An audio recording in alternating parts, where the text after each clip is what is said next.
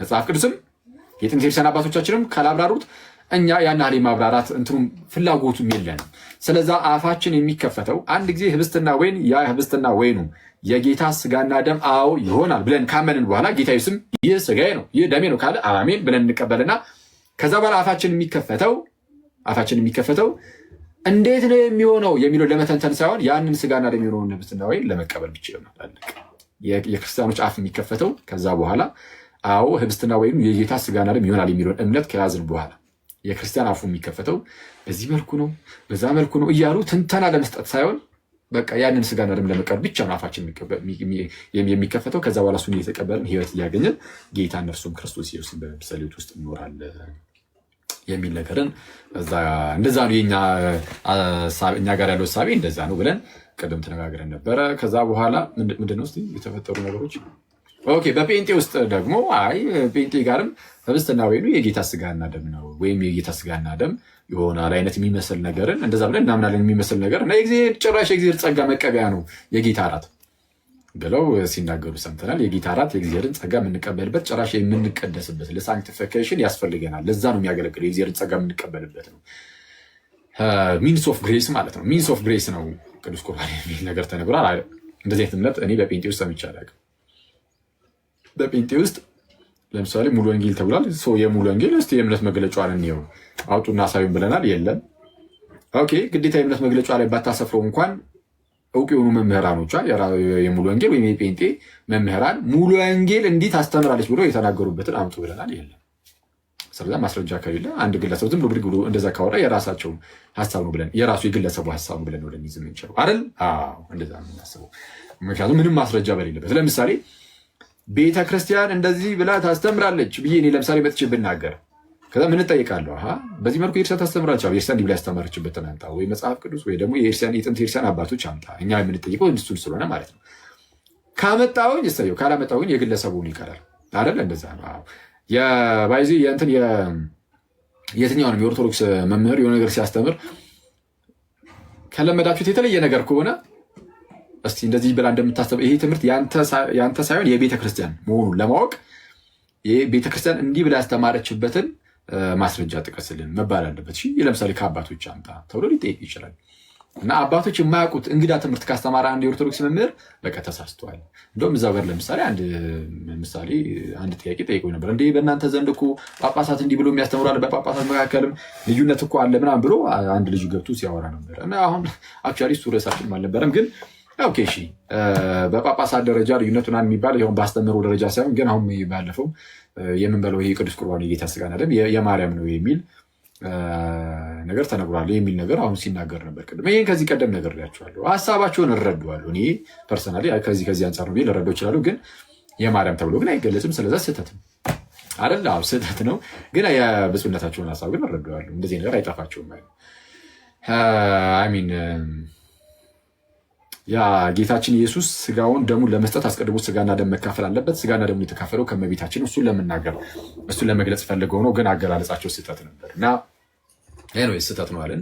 ምክንያቱም አባቶቻችን ያ ቅዱስ ቁርባን የጌታ ስጋና ደም እንጂ የማርያም ስጋና ደም ነው ብለው ስላላስተማሩ የሩቅ ብእሲ ስጋና ደምም ስለማያድን የማርያም ስጋና ደም ነው ከተባለ ቅዱስ ቁርባን አያድንም ወደሚል ሌላ ምንፍቅና ሊያመራ ስለሚችል አገላለጾች ላይ መጠንቀቅ አለብን ነው። ስለዛ አንድ መምህር የኦርቶዶክስ መምህር ጳጳስም ቢሆን ማንኛውም አይነት ሰው ቢሆን ለሚናገረው ነገር መመዘኛ አለን። ቅዱስ ትውፊት የሚባል ቅዱስ ትውፊት መመዘኛችን ነው። ቅዱስ ትውፊት ለእውነተኛነት ማረጋገጫ ለእውነተኛነት መመዘኛው ቅዱስ ትውፊት ነው። ከጥንት ጀምሮ የመጣው በቅብብሎች ውስጥ የመጣው አስተምህሩ አየ። ስለዛ አሁን ምንድነው አንድ ጳጳስ ተነስተው ለምሳሌ የሆነ ትምህርት አስተማሩ፣ ከዛ ትክክል ባይሆኑ ማለት ነው በቃ እኔ መጽሐፍ ቅዱስን ሳነብ ይሄን ያገኘሁት በዚህ ነው የምቀጥለው ቢሉ፣ ሌላ ጳጳስ ተነስተውም ደግሞ እኔ መጽሐፍ ቅዱስን ሳነበው ይሄን የተረዳሁት በዚሁ እቀጥላለሁ ቢሉ እንደዛ እያሉ ቢሄዱ የተለያዩ ጳጳሳት የየራሳቸውን ዲኖሚኔሽን እየፈጠሩ በኦርቶዶክስ ውስጥ ሆነው ግን የየራሳቸው ሌሎች አዳዲስ ዲኖሚኔሽኖች የተለያየ አስተምህሮ ያለበት ዲኖሚኔሽን መፈጠር ይጀምራል። ምን እንሆናለን? ፕሮቴስታንት ማለት ያ ነው። በፕሮቴስታንት ጥላ ውስጥ ሆነው ግን የተለያየ የራሳቸውን አስተምሮ የሚያስተምሩ በጣም በርካቶች አሉ። እኛ ጋር እንደዛ ማድረግ አይቻልም። አንድ ጳጳስ ተነስቶ መጽሐፍ ቅዱስን ሳነበው እንደው ጥምቀት ለድህነት አይመስለኝም ቢል እንደ ጴንጤ ይባረራል፣ ይወገዛል። ኦኬ ይወገዛል። አለቀ። ለምን በምን ተመዝኖ ከተባለ አንተ ጳጳስ ሆይ መጽሐፍ ቅዱስን አንበበ በግል ዝም ብለህ እንዳሻ እንድትረዳ ማን ፈቀደልህ? የቤተ ክርስቲያን አስተምህሮ ከጥንት ጀምሮ በአባቶቻችን በኩል እየተላለፈ የመጣ ነው። በአባቶቻችን በኩል ተላልፎ የመጣው አስተምህሮ እነሆ ኃጢአት በሚሰረይባት በአንዲት ጥምቀት እናምናለን የሚል በዓለም አቀፍ ጉባኤ ደረጃ የተሰጡናል፣ ተላልፎልናል ብለን እናሳያለን። ኖ አልቀበልም፣ ታሪካዊ የሆነውን ክርስትና ከጥንት ጀምሮ የመጣውን አልቀበልም፣ ራሴ መጽሐፍ ቅዱስ አንብቤ ራሴ የደረስኩበትን ነው የምቀበሉ ካለ መንገዱን ጨርቅ ያድርግልን የሚባለው የትኛውም ሰው እንጂ ሁሉም ለየራሴ እንደመረዳት እያለ የሚበጣጠቅበት ቤት አይደለም። ቤተ ክርስቲያን፣ የጌታ ቤተ ክርስቲያን ውስጥ እንዲህ አይነት ነገር የለም። ስለዛ ምንድነው ልዩነት? ለየት ያለ ነገር የተናገሩ ጳጳሳት አሉ ቢባል ይመዘናሉ። አለቀ። የትኛውም ነው የሚመዘነው። የትኛውም ሰው በምን ይመዘናል? በቅዱስ ትውፊት፣ በቅዱስ ትውፊት በሆሊ ትራዲሽን ይመዘናል ነው። ከዛ ውጭ ግን እንዳልኳችሁ አሁን ጴንጤዎች፣ እዚህ ውስጥ ያላችሁ ጴንጤዎች ቅዱስ ቁርባን የእግዚአብሔር ጸጋ መቀበያ ነው ብላችሁ የምር ታምናላችሁ? እንደዚህ የእግዚአብሔርን ጸጋ የምንቀበልበት ነው መቀደሻችን ነው ብላችሁ ታምናላችሁ? ወይስ ከክርስቲያኖች ጥያቄ ለማምለጥ አሁን እንዲህ ማለት ጀምራችሁ ነው? የክርስቲያኖች ጥያቄ በጣም ክብድ ማለት ሲጀምር አይ በቃ እኛም እንደዚህ ነው የምናምነው ማለት ጀመራችሁ ነው? ወይስ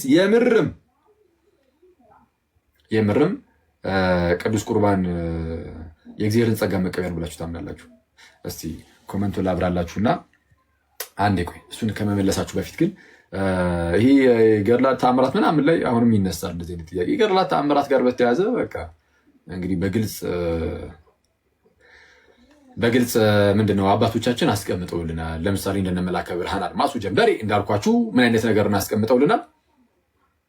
ለመላከ ብርሃን አድማሱ ጀንበሬ ለሃይማኖት ነገር የሚጠቀሱት 10 መጽሐፍት ናቸው። በቃ አለቀ። ቅዱሳት መጽሐፍት፣ ብሉያት፣ ሐዲሳት አለቀ። ከዛ በኋላ ደግሞ ምን ይጠቀሳል? እነዚህን መጽሐፍት ያብራሩ ደግሞ ሊቃውንት፣ እነዚህ ይጠቀሳሉ። ከዚህ ውጭ አይጠቀስም ነው የሚሉ። ከዚህ ውጭ አይጠቀስም አለቀ። ስለዚህ የሃይማኖት ጉዳይ ላይ ለክርክር ስንገባ ይህንን ማወቅ ያለብን። ከዛ ውጭ ከመጽሐፍ ቅዱስም ከአባቶችም ጋርም የሚጋጭ ነገር ቢኖርስ ገድላት ተአምራት ውስጥ የሚል ጥያቄ ተነስቶ ነበር። እኛ ጭራሽ የሚጋጭ ነገር አይገኝም አንልም። ይሄ ከንቱ ለማስረዳት መሞከር ይቅር ፕሊዝ። ሊገኝ ይችላል አናቅም። በአንድም በሌላም ምክንያት ገድላት ተአምራት ውስጥ ከመጽሐፍ ቅዱስና ከአባቶቻችን ትምህርት ጋር የሚጋጭ ነገር ድንገት ሊገባና ሊገኝ ይችላል። ከተገኘ ምን ይደረጋል? ይታረማል። በዚህ ደረጃ ቀላሉ በቃ ይታረማል።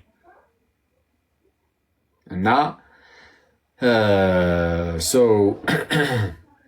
ይህን ሁሉም ያምናል። በኤርትራ ውስጥ ሁላችንም ነው የምናምን። ይሄ በኢትዮጵያ ኤርትራ ውስጥ ይህንን የማያምን እንግዲህ ያለ አይመስለኝም። አሁን መምህራኑም ሁሉም ይላሉ በቃ መታረም ያለባቸው ይታረሙ እያሉ በጳጳሳት ደረጃ በፓትሪያርክ ደረጃ እየተነገረ ስለሆነ ይሄ ያስጨንቃችኋል አሁን ነው።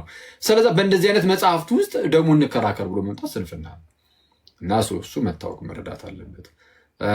ይህንን ያዝ እናድርገውና አሁን ቅዱስ ቁርባን የእግዚአብሔር ጸጋ መቀበያ ነው የሚለውን ከጴንጤዎች ልጠይቅ። የእግዚአብሔር ጸጋ መቀበያ ነው ቅዱስ ቁርባን ወይስ አሁን የክርስቲያኖች የኛ ጥያቄ ዝም ብሎ ሲበዛባችሁ ዝም ብለን እኛም በቃ የእግዚአብሔር ጸጋ መቀበያ ነው ብለን እንለፍ ብላችሁ ነው? እስቲ መልሱልኝ ጴንጤዎች። ጴንጤ ካለ እዚህ ውስጥ አስገባለሁ። የእግዚአብሔር ጸጋ መቀበያ ነው ቅዱስ ቁርባን እና የምንቀደስበት ጭምር ነው ብላችሁ ታምናላችሁ? አሁን ቅድም እንደተባለ ዶክተር ሻውል እንደተናገሩት ዶክተር ሻውል በፔንቴኮስታል ውስጥ ያሉ ናቸው እና ቅዱስ ቁርባንን የእግዚአብሔር ጸጋ መቀበያ ሚንስ ኦፍ ግሬስ ማለት ነው ብለን እንቀበላለን። በዛ ላይ ደግሞ መቀደሻችን ነው ለሳንክቲፊኬሽን ማለት ነው። ጀስቲፊኬሽን ላይ ሳይሆን ሳንክቲፊኬሽን ላይ ደግሞ ይጠቅመናል ለመቀደስ የሚል ነገር ተናግሯል። እስቲ በጴንጤዎች እስቲ ጴንጤ አለ የምራው ነው እንደዛ ነው ምናምነው የሚል ጴንጤ ካለ ጴንጤ ብቻ ነው ያልኩት። አንድ ቁጥር ይጻፍ። ከጴንጤ ውጪ አንድ ቁጥርን ጽፎ ማስገባው ሰው ካለ ቦልኳለሁ ብዬ ላስፈራራ አስፈራራለሁ። አንዴ እንትን እንዳይል ማለት እንዳይዛባ። እሺ እንዳይዛባ እንደዛ እናድርግ። እሺ ጴንጤ እስቲ አንድ ቁጥርን ጻፍ ውስጥ መቀደሻ ነው የሚል መቀደሻ ነው የእግዚአብሔርን ጸጋ መቀበያ ነው የሚል ጴንጤ አለ? የለም።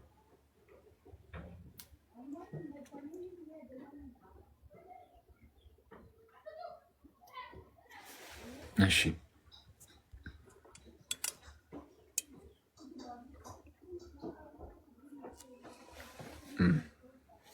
ያው ኢንቪቴሽን ልክ ይላለው ሲቪአር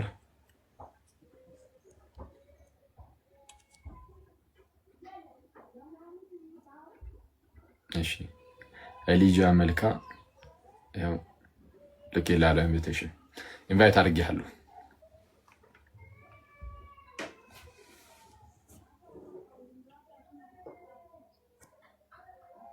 አንዲ እኔ ያው በጣም የሚገርም ፕሮቴስታንቶችን ለምንድን ነው እንደዚህ የምጠላቸው ይለኛል። እኔ ፕሮቴስታንቶችን መሽጣለሁኝ በጌታ ስም። እኔ ምንድነው ፕሮቴስታንቶችን በፍጹም አልጠላም። ትምህርታችሁ ላይ ስህተት ሲገኝ ይሄ ነገር ስህተት ነው ማለት ጥላቻ ሆነ እንዴ? ይህ ጥላቻ አይደለም፣ ግን ስህተት አለው ነው። እና ደግሞ እያልኩ ያሉት ምንድነው እንዴ ስህተት ካለ ደግሞ ኑ አብረን እዚሁ ከኛ ወደኛ ቤተክርስቲያን ኑና አብረን እናስቀድስ፣ አብረን እንቁረብ እያልኩኝ ነው። መጣላችሁ ከሆነ ለምን ኑና አብረን እንቁረብ እላችኋለሁ። መጣላችሁ ከሆነ ገሃነም ግቡ ነበር ለል የሚገባው እኮ እንጂ ኑና አብረን እንቁረብ እንዴት እላለሁ? መጣላውን ሰው አብረን እንቁረብ ነው አይደለም። እሺ ኢንቫይት እያደረኳችሁ እየገባችሁ አይደላችሁም። አንዴ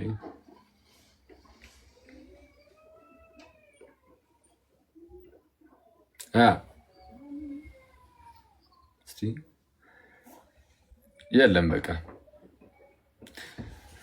እሺ። ምንም አይነት ፕሮቴስታንት የምር ነው አይደለም የሚለውን ለምን ደፍሮ የሚናገር የለም ማለት ነው። አክቹዋሊ እዚህ ቤት የሆነ ጊዜ ላይ እኮ ተውን አይደል? ፕሮቴስታንቶች ምናምን ማስገባት ራሱ ሙሉ በሙሉ ካቆምን ቆይተናል። ምክንያቱም ፕሮቴስታንቶች እኔ እዚህ ቤት ከሆነ ጊዜ በኋላ ሲገባ ይቻላል አመት አይሆነንም ሳይሆነን አይቀርም አመት ይሆነናል። ስለዛ ፕሮቴስታንት ወንድሞቻችን እዚህ እኛ ጋር መጥተው እንደዚህ ገስት ላይ ገብተው ምናምን እንደዛ ማድረጉን እንትናሉትም ስለዛ የሚያደርጉት ያው ዝም ብሎ ከታች ሆነ መማር ብቻ ነው። እሱ ደስ ይለናል። ግድ አይደለም መጨቃጨቁ ግድ አይደለም። ግን ይሄንን የምርም እንዲህ ታምናላችሁ አታምኑም የሚለውን ግን መታችሁበት ነግሩ ሙዳችን ነው። አክሰፕት በሉ እሺ። አንድ ቁጥር ለምትጽፉ ሁሉ ኢንቫይት እያደረጓችሁ ነው። እሺ ሰላም ለአንተ ይሁን አስጌ። ይሰማል ወዳጅ? ይሰማና ከእንደነ ይመስገን አምላክ። እሺ ፕሮቴስታንት ነህ? አይ ኦርቶዶክስ ነኝ። እሺ እሺ ታዲያ በልሽ ቀጣይ በቃ ፕሮቴስታንት አንዴ እንጠብቅና ከዛ እናስገባሃለሁ። እሺ እሺ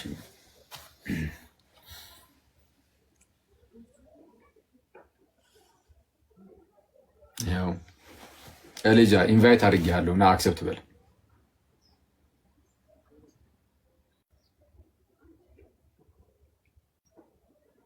አሁን ኦርቶዶክሶቹ አንድ ቁጥር መጻፍ ጀመሩ፣ ፕሮቴስታንቶቹ ሲጠፉ። ኤሊጃ ለምን አትገባም? አክሰፕት አድርገኝ ይላል። ኢንቫይት እያደረኩ አይደል እንዴ? አክሰፕት አድርገኝ ይላል። አንዴ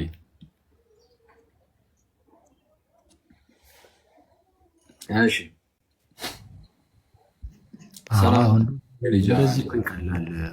ሰላም ነው ይመስገን አምላክ። እንዴት አለ? እግዚአብሔር ይመስገን አለን። ኢንቪቴሽን እኮ እየደረሰኝ አይደለም፣ ለምን እንደሆነ እኔ እንጃ።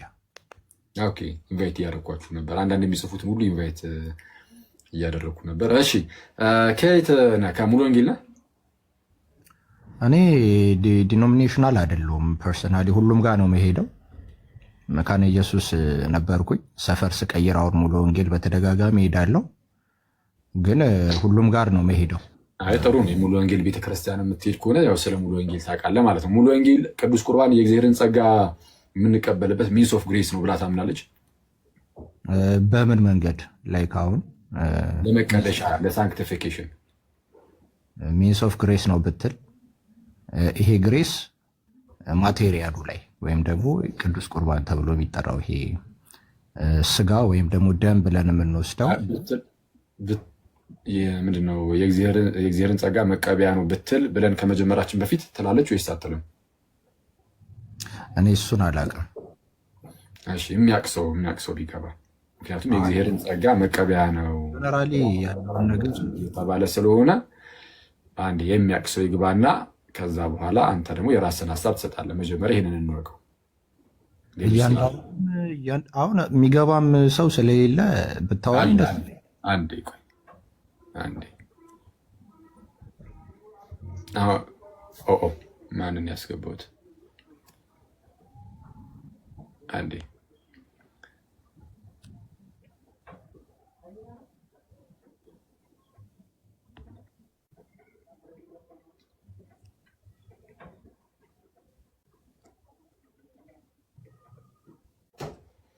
እሺ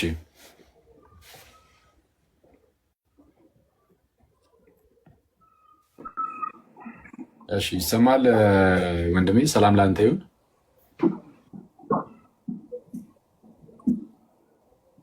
ይሰማል? ጂሰስ ከምን ሶን የሚል ስም ያለው ወዳጄ ገብተሃል?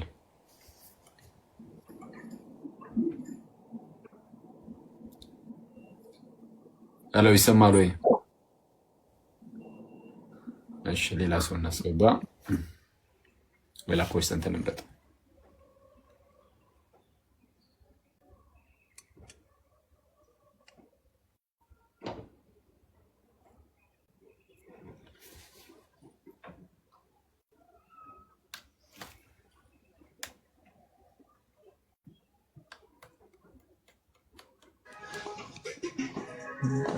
ሰላም ለአንተ ይሁን ጆን፣ እንዴት አለ? ሰላም አደርክ? ይመስገን አምላክ። እሺ ከየት ነው? እኔ ወንጌል አማኝ። በፔንቴ ውስጥ ማለት ነው፣ በፔንቴኮስታል ውስጥ። እሺ ያው የእምነት መግለጫ ምናምን መጠየቃችን ስለማይቀር ከይቅርታ ጋር ማለት የምትችል ከሆነ እዚህኛው ማለት ትችላለህ፣ የምትችል ከሆነ ማለት ነው። ሙሉ ወንጌል። መልካም። ሙሉ ወንጌል ቅዱስ ቁርባን የእግዚአብሔርን ጸጋ የምንቀበልበት ነው ብላ ታምናለች። ጸጋ ሲባል ግን ከምን አንጻር የሚለውን ነው? ችግር የለም። ይህ ጸጋ የምንቀደስበት ሳንክቲፋይ የምንሆንበት ነው የተባለው። ምን የሚኮንበት ከማለቱ በፊት በቃ የእግዚአብሔር ጸጋ መቀበያ ነው ታምናለች። አታምንም? ታምናለች። እንደዛ። እስቲ የእምነት መግለጫዋን ከፍተህ ብታሳየን። የእምነት መግለጫ የለም፣ ግን ያው መጽሐፎች አሉ እንደዚህ የተጻፉ የዛ ስኮላር የሆኑ ማለት ነው። በቃ ችግር ካሉ መጽሐፍቶች ውስጥ ገልጠህ አሳየን። አሁን በእንትን አልያዝኩትም እንጂ የእንትና መጽሐፍ አለ የምታውቅ ከሆነ የጳውሎስ ፍቃዱ መጽሐፍ። እስቲ የሙሉ ወንጌል ቤተክርስቲያን ይህንን ታምናለች የሚል የተጻፈበት የሌላ መምህራንም ቢሆን አውጣ እናሳየው። አንዴ ቼክ አድርጌ ልመለስ አለኝ እኔ የማውቀው። በቃ ሂድ ታገኛለህ እና ደግሞ አሳየን። እሺ ሌላ ደግሞ እስቲ ፕሮቴስታንት እንፈልግ። እስቲ ያላችሁ ፕሮቴስታንት ካለ እኔ ያለሁኝ በልኝ። ቅዱስ ቁርባን የእግዚአብሔር ጸጋ መቀበያ ነው።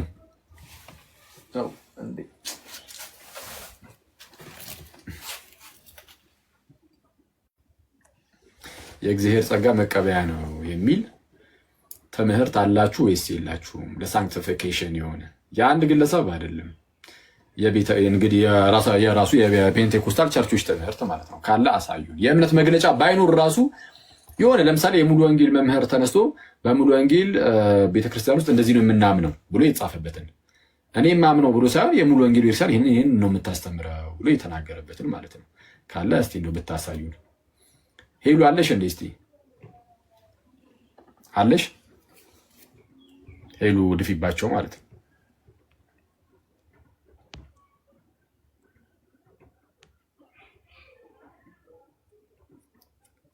ቆይ አንዴ አንቺውን አስገባችኋለሁ። አንድ ደቂቃ በዛ ብለን ሲያዩን ለመግባት እንትን እንደሉ ማለት ነው። ምንድን ነው ላይቱ በጌታስ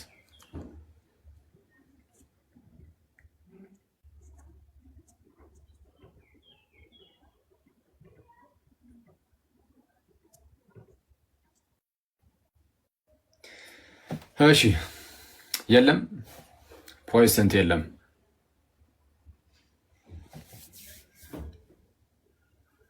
እሺ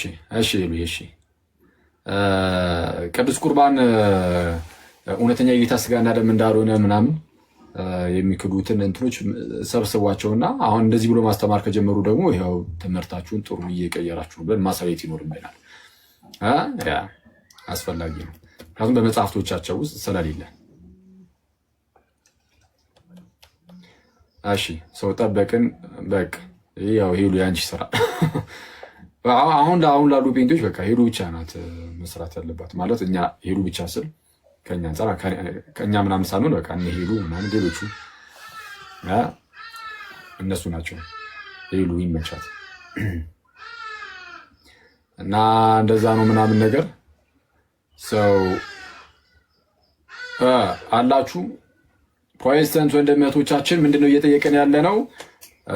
ለምሳሌ ዶክተር ሻውል የተባሉ የምታውቋቸው አንድ የተወለዱ ፕሮቴስታንት መምህር ነው መምህር ይሁን አላውቅም፣ ግን ብቻ ፕሮቴስታንት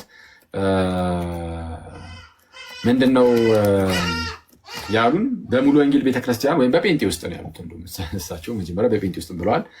ህብስትና ወይን አንደኛ የጌታ ስጋና ደም ነው ብለን እናምናለን። የጌታ ስጋና ደም ነው ብለን ማመናችን ብቻ ሳይሆን የእግዚአብሔርን ጸጋ የምንካፈልበት ነው ብለን እናምናለን።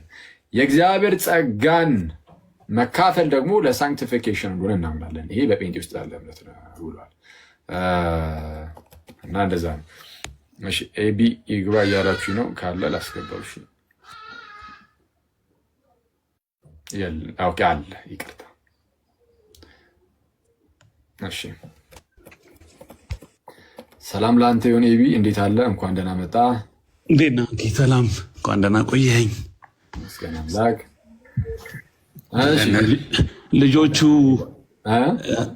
ልጆቹ ማስረጃ ማሳየት ሲቸገሩ ሰምቼ ነው። እጄ ላይ ያሉትን የተወሰኑትን ላሳይ። ለምሳሌ የመሰረተ ክርስቶስን ላሳይ። መሰረተ ክርስቶስ በፔንቴኮስታል ያለች ናት። ኢትዮጵያ ውስጥ ኢቫንጀሊካሉ አብዛኛው ትራዲሽኑ ያው እንደምታውቀው አሲሚሌትድ ሆኗል። አሁን እኔ ለምሳሌ መካነ ኢየሱስ ሂጄ ቅዱስ ቁርባን ወስዳለሁ፣ አገለግላለሁ። እነሱ ኤምኬሲ ይመጣሉ፣ ሙሉ ወንጌሉ ኤምኬሲ ይሄዳል። ትራዲሽኑ እንደ ውጮች አይደለም። ታውቀዋለህ አንተ እኮስ። አሁን ኤምኬሲ በፔንቴኮስታል ዲኖሚኔሽን ውስጥ ያለች ናት ወይስ ምንድነው? እሱን ነገር ነው የጴንጤዎቹን መስማት ስላለብን ማወቅ ስላለብን ማለት። አይ አብዛኛው ኢቫንጀሊካል ነው። አሁን ኤምኬሲም ሙሉ ወንጌልም ቢሆን ኢቫንጀሊካልማ ሁሉም ኢቫንጀሊካል ተብሎ ይጠራል። አይ አይደለም። የፕሮቴስታንት ዲኖሚኔሽን ኢቫንጀሊካል እኮ ሌላ ነገር ነው። ኢቫንጀሊካል ሌላ ነው። ኢቫንጀሊካል አንድ ትራዲሽን ነው።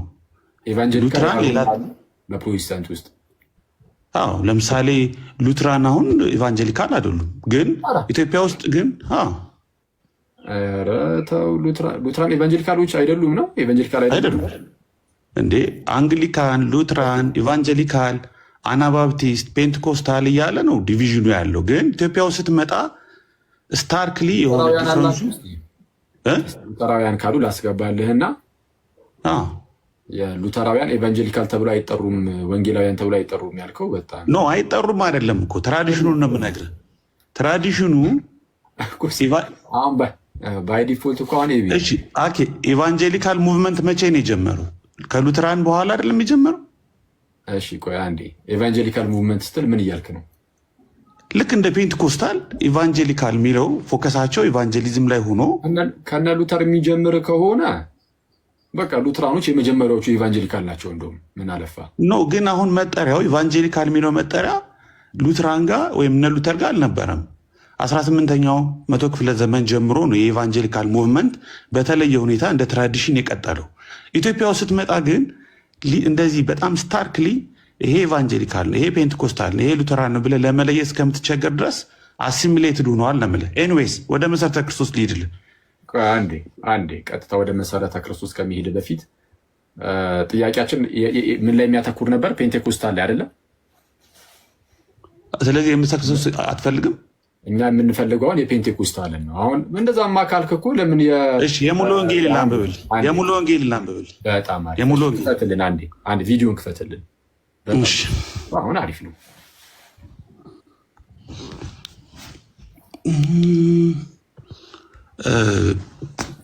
የሙሉ ወንጌል መሆኑን ከመጀመሪያ ጀምሮ ላሳይ።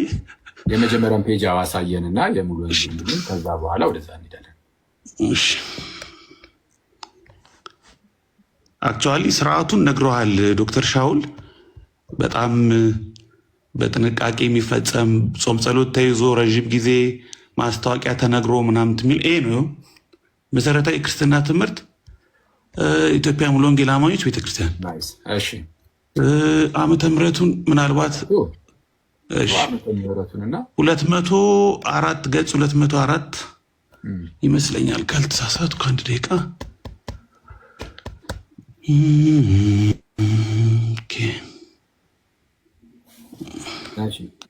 ትንሽ ጠጋ ታደርገዋለህ። አላገኘሁትም። ቆይ አንዴ 200 ምናምን ላይ ነው። እሺ የክርስቶስን ሞትና ትንሣኤ የምናስብበት ስርዓተ ቁርባን የጌታ እራት ወይም በሐዋርያት ሥራ እንደተጠቀሰው እንጀራን መቁረስ በመባል ይታወቃል። የቁርባን ስርዓት ልክ እንደ ጥምቀት ሁሉ በወንጌል ትእዛዝ የተሰጠበት በሐዋርያት ሥራ ሐዋርያት የፈጸሙትና በመልእክቶች ውስጥም የተወሳ ነው። ጌታ ኢየሱስ አልፎ በተሰጠበት ምሽት ዳግመኛ ተመልሶ እስከሚመጣ ዕለት ድረስ ራሱን መታሰቢያ ሆኖ እንዲፈጸም እንጀራን የመቁረስና ጽዋን የመጠጣት ስርዓት ደንግጎ ሄደዋል። አንደኛ ቆሮንቶስ 11:26 ይህ የእርሱ ጥያቄ ስለሆነ በዚህ መንገድ እርሱን ማስታወሱ በጣም ጠቃሚ ነው። እግዚአብሔር የሰውን ድካም በማወቁ ተጨባጭ የሆነ ምሳሌ መስጠት አስፈልጎታል። ተጨባጭ የሆነ ምሳሌ እንጀራው ለእኛ የተሰጠ የአካሉ ምሳሌ ሲሆን ወይኑ ፍሬ ጭማቂ ደግሞ ስለኛ በመስቀል ላይ የፈሰሰው የክርስቶስ ደም ምሳሌ ነው። ይህ ልጨርስል እዛችሁ ጋር ቁምና በኋላ የምናስታውሰው ነገር ህብስቱ የስጋው ምሳሌ ዶክተር ሻወር ያሉት ህብስቱ የጌታ ስጋ ነው፣ ደሙም ወይኑም የጌታ ደም ነው ያሉት። አሁን ደግሞ ምሳሌም ነው ማለት ምሳሌም አይደለም። እናንተም ምሳሌነቱን ታውቃላችሁ አይደለም? ቆይ ህብስቱ ለስጋው ምሳሌ የሚል መጽሐፍ ቅዱስ ላይ የሚለው ግን ቆይ እንሄድበታለን። እሱ ላይ እሱ ችግር የለውም። በሱ ጉዳይ መወያየት እንችላለን። ግን አሁን ፖይንቱ ጽዋው ደግሞ ወይኑ ደግሞ ለደሙ ምሳሌ። እሺ ቀጥሎ እዛው ጋር ኦኬ። እሺ ይታያል አይደለ? ይህ ነቀፋ ኦኬ። እኔ አሁን በሞባይሉ በኩል ይህ ነቀፋ የሌለበት ሲሆን የወይን ፍሬው ደግሞ ስለ እኛ የተሰጠን ምንድን ነው? በመስቀል ላይ የፈሰሰው የክርስቶስ ደም ምሳሌ ነው። ይህ ነቀፋ የሌለበት ስርዓት ክርስቶስ ለቤተ ክርስቲያን ያለውን ፍቅር ወደ ሰዎች ልብ ያመጣል። ክርስቶስ ለቤተ ክርስቲያን ያለውን ፍቅር ወደ ሰዎች ልብ ያመጣል። ዚስ ኢዝ ቬሪ ኢምፖርታንት ፖይንት ማለት ነው። ግን ልቀጥልልህ። የጌታን ሞት በማሰብ ጨርሰውና ምን ያህል ኢምፖርታንት እንደሆነ አብረን እናያለን። ቀጥሉ። እሺ አይ ጸጋ ምናምን አትካፈሉበትም እንደዚህ አይነት ሀሳቦች ስለተንጸባረቁ የለም እኮ እዚህ ላይ አሁን ይህንን ነው ያመጣው። ክርስቶስ ለቤተክርስቲያን ጸጋ መካፈያ ነው የሚል ሌላ ታመጣለህ ብዬ ተስፋ አደርጋለሁ ከታች ወይስ ይህን ነው? ቆይ አይ ችግር የለውም እንቀጥል። ይሄ ጸጋ አይደለም በፍጹም ቅዱስ ስርዓቱን መስጠቱ ለቤተክርስቲያን ያለውን ፍቅር ያሳያል፣ ወደ ሰዎች ልብ ያመጣል ማለት ቅዱስ ቁርባን ውስጥ የእግዚአብሔር ፍቅር ይተላለፋል ማለት በፍጹም አይደለም። ምን ማለት ነው? ይሄ ምን ማለት ነው? አብራራልኝ እስኪ። አንዴ ከላይ እሺ ጨርሰዋል። በቃ ከዚህ በታች የእግዚአብሔር አለ ብዙ አለ፣ እቀጥላለሁ ግን ይሄን አብራራልኝ። እሺ በቀላሉ ላብራራልህ። ከላይ ጀምሮ የተናገረው ህብስቱ ገና ከጅምሩ የጌታ ስጋ ሳይሆን ለስጋው ምሳሌ ነው ያለን። አሁን አንድ አበበ ብትጨርሶ ግን ጥሩ ይመስለኛል። ለምን ገና ከጅምሩ የጌታ ስጋና ደም ብለን ይጨርስልሃል እኮ ጨርሰውና ለምን መሰለህ ጨርሶ ያልኩ ገና የጌታ ስጋና ደምም አንደው ያደገኛል። አንድ አዳምጠኝ። የጌታ ስጋና ደም ተብሎ ተጠርቶ ግን ደግሞ የጸጋ መቀበያ አንድሎም እንደዛ ነበር። እሺ አንድ አዳምጠኝ። እሺ ቀጥል። ጨርሰው። ኦኬ አይ አንድ አዳምጠኝ። ምን መሰለህ ጨርሰው። ኖ አደለም። አሁን ማስረጃ አምጡ አልክ አደለ? ጸጋ መቀበያ የሚል እስቲ ያሳየን። ቆይ ይሄው ላሳይህ እኮ ነው። አሁን የአንተን ትርጉም ብቻ ሳይሆን እኛ ደግሞ አንደርስታንድ ተውና የኔንም የአንተንም ትርጉም ተውና ጽሁፉ ላይ የእግዚአብሔርን ጸጋ የምንቀበልበት የሚል አሳየን። ይሄ ጸጋ አይደለም ወይ? የክርስቶስን ፍቅር ወደ ቤተክርስቲያን እሺ ልጨርሰው፣ ችግር የለውም። ለአንተ ብቻ ሳይሆን ለሚያዳምጡ ሰዎችም ስለሚጠቅም ልጨርሰው። በቃ ጨርሰውና ከዛ በኋላ ሪፍሌክት እናደርጋለን። እሺ ቴንክ ዩ። ምንድነው የት ጋር ያለሁት? ይህ ነቀፋ ከሞን የጌታ ሞት በማሰብ እሺ፣ ወይም ይህ ነቀፋ የሌለበት ስርዓት ክርስቶስ ለቤተ ክርስቲያን ያለውን ፍቅር ወደ ሰዎች ልብ ያመጣል። የጌታን ሞት በማሰብ በአንድነት ተሰባስበው ስርዓቱን ሲያከብሩ በክርስቶስ አካልነት በማዕዱ ዙሪያ በእግዚአብሔር ፊት እንደሚቀርቡ ያመለክታል። እነዚህ ነጥቦች አትርሳ። ቀጥል። አረሳም ምንም አረሳም። ምንም ያገናኝ ነገር የሚልበታል። ቀጥል። ዕብራውያን ምዕራፍ 10 በፊት ጨርስ ትስቃለህ። አባ እስቲ ጨርስ። እሺ ዕብራውያን ምዕራፍ 10 ከቁጥር 19 እስከ 22 ይቀጥላል። የቅዱስ ቁርባን አገልግሎት ስርዓት ከዘመናት ጀምሮ ማዕከላዊ የአምልኮ ስርዓት መፈጸሚያ ሆኖ ቆይቷል። በአሁኑ ዘመናዊ በሆነው ዓለም ግን እስቲ ገጽ ስንት ነው? 205 206 የቱ ነው? እሺ ናት።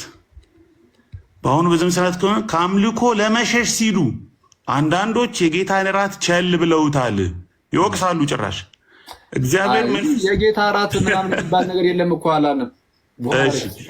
እሺ እግዚአብሔር መንፈስ ቅዱስ ሳቅህ እያመለጠ ነው እና ይሄ ለቅሶን የሚቀድም ሳቅ እንዳይሆንብህ በል ተረጋጋ። መጀመሪያ ተረጋጋና አንብበው። እኛ የጌታ እራት የሚባል ነገር ወይ ምንድነው ጴንጤው ጋር የለም ማለት ነው። ግን ለእናንተ እኮ አይደለም ይሄ መልስ። አንዴ ማይ ብራዘር በጌታ እራት ውስጥ የእግዚአብሔር ጸጋ ይተላለፋል። ያ የሚተላለፈው ጸጋ ደግሞ ለመቀደሻ ነው የሚል ለሳንክቲፊኬሽን ነው የሚል ክሌም ስላለ እሱን እየፈለግን ነው እዚህ ውስጥ። ስለዛ ይሄ ከለቅሶ የቀደመ ሳቅህን ተወውና እስቲ አንብበው ወንድሜ፣ ማለት ሌላ ሰውም እንዳይታዘብ ተለቀቀ። እሺ አይ አክቹዋሊ እኔ ምንም ዲፌንድ ማረገው እንትን የለም። አዲስ ካቴኬዝም አንጽፍ፣ ኦልሬዲ ያለውን ነው። አንተም ገበያ ላይ እንተ የምታነበው ነገር ነው። ቀጥል አንብበው። እሺ ጌታ እራት ብለው ቸል ብለውታል። እግዚአብሔር መንፈስ ቅዱስ እውነተኛውን የአምልኮ መንፈስ ከህዝቡ ልብ ካወጣውና በእርግጥም አምልኮ መንፈስ የሌለበት ስርዓት ብቻ ከሆነ ግን ስርዓቱ ብቻ ጠቃሚ አይሆንም። አማኞች ከእግዚአብሔር ጋር የሚያደርጉት መንፈሳዊ አምልኮ ትርፍ ያለበት ነገር ሲሆን ከክርስቶስና ከጸጋው ስራ ፊትን መመለስ ደግሞ ወጥመድና ጥፋት ነው። በጊዜው ይህንን የጌታ እራት እንድንወስድ የሚያስገድድ ጥብቅ ሕግ ባይኖርም የጥንቶቹ አማኞች የተመለከትን እንደሆነ ግን ይህ ስርዓት የሚፈጽሙት ዘወትር እሑድ እንደነበረ ግልጽ ተደርጎ ተቀምጧል። የሐዋርያት ሥራ ምዕራፍ 20 ቁጥር 7 አማኞች በኩራታቸውን የሚሰበስቡት በዚህ የሳምንት መጨረሻ ቀን ስለነበረ የጌታን ስርዓት ለመፈጸም ይህ ቀን ይመቻቸው ነበር።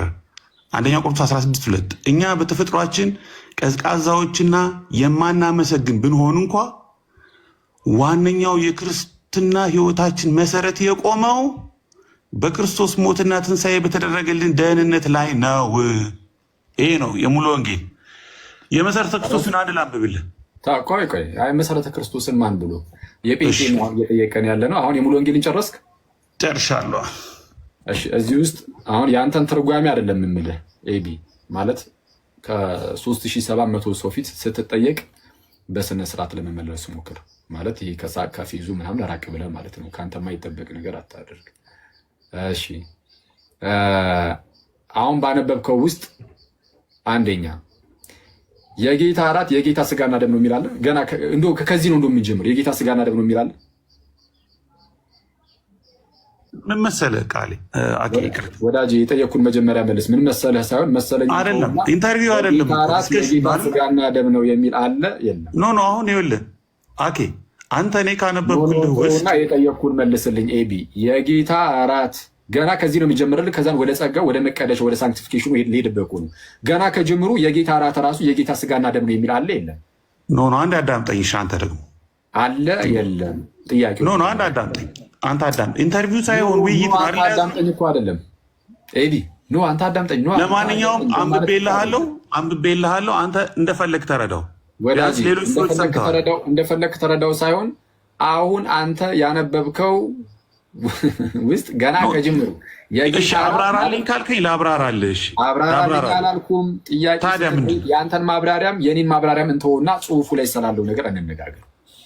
ጽሁፉ ላይ ስላለው ነገር ስንነጋገር ስለ ጌታ እራት ተነስቶ ሲወራ ምንድነው? ስለ ህብስቱና ስለ ወይኑ ማለት ነው ተነስቶ ተወርቷል። ከጌታ ስጋና ደም ጋር ያለው ግንኙነት ምን እንደሆነ ተነስቶ ተነግሯል። አሁን እየጠየቅኩ ያለሁት ያ የጌታ እራት ገና ከጅምሩ የጌታ ስጋና ደም ነው ተብሎ እዚህ አሁን ያነበብከው ውስጥ ተጠርቷል ወይስ አልተጠራም? የጸጋ መቀበያ አይደለም ትላላችሁ ብላ አይደል ማስረጃ ያመጣውልን ወዳጅ ሆይ። የጸጋ መቀበያ የሚልም ሽታው የሚልም እሱንም ልናየ ነው። እኔ ላሳይህ የኛ ሰነድ አይደል እንዴ? እኔ ላሳይህ። የጌታ እራት የጌታ ስጋና ደም ነው የሚል አለ የለም? አለ ወይስ የለም? እሺ አንተ ለምትፈልገው ዓላማ ነው አይደል?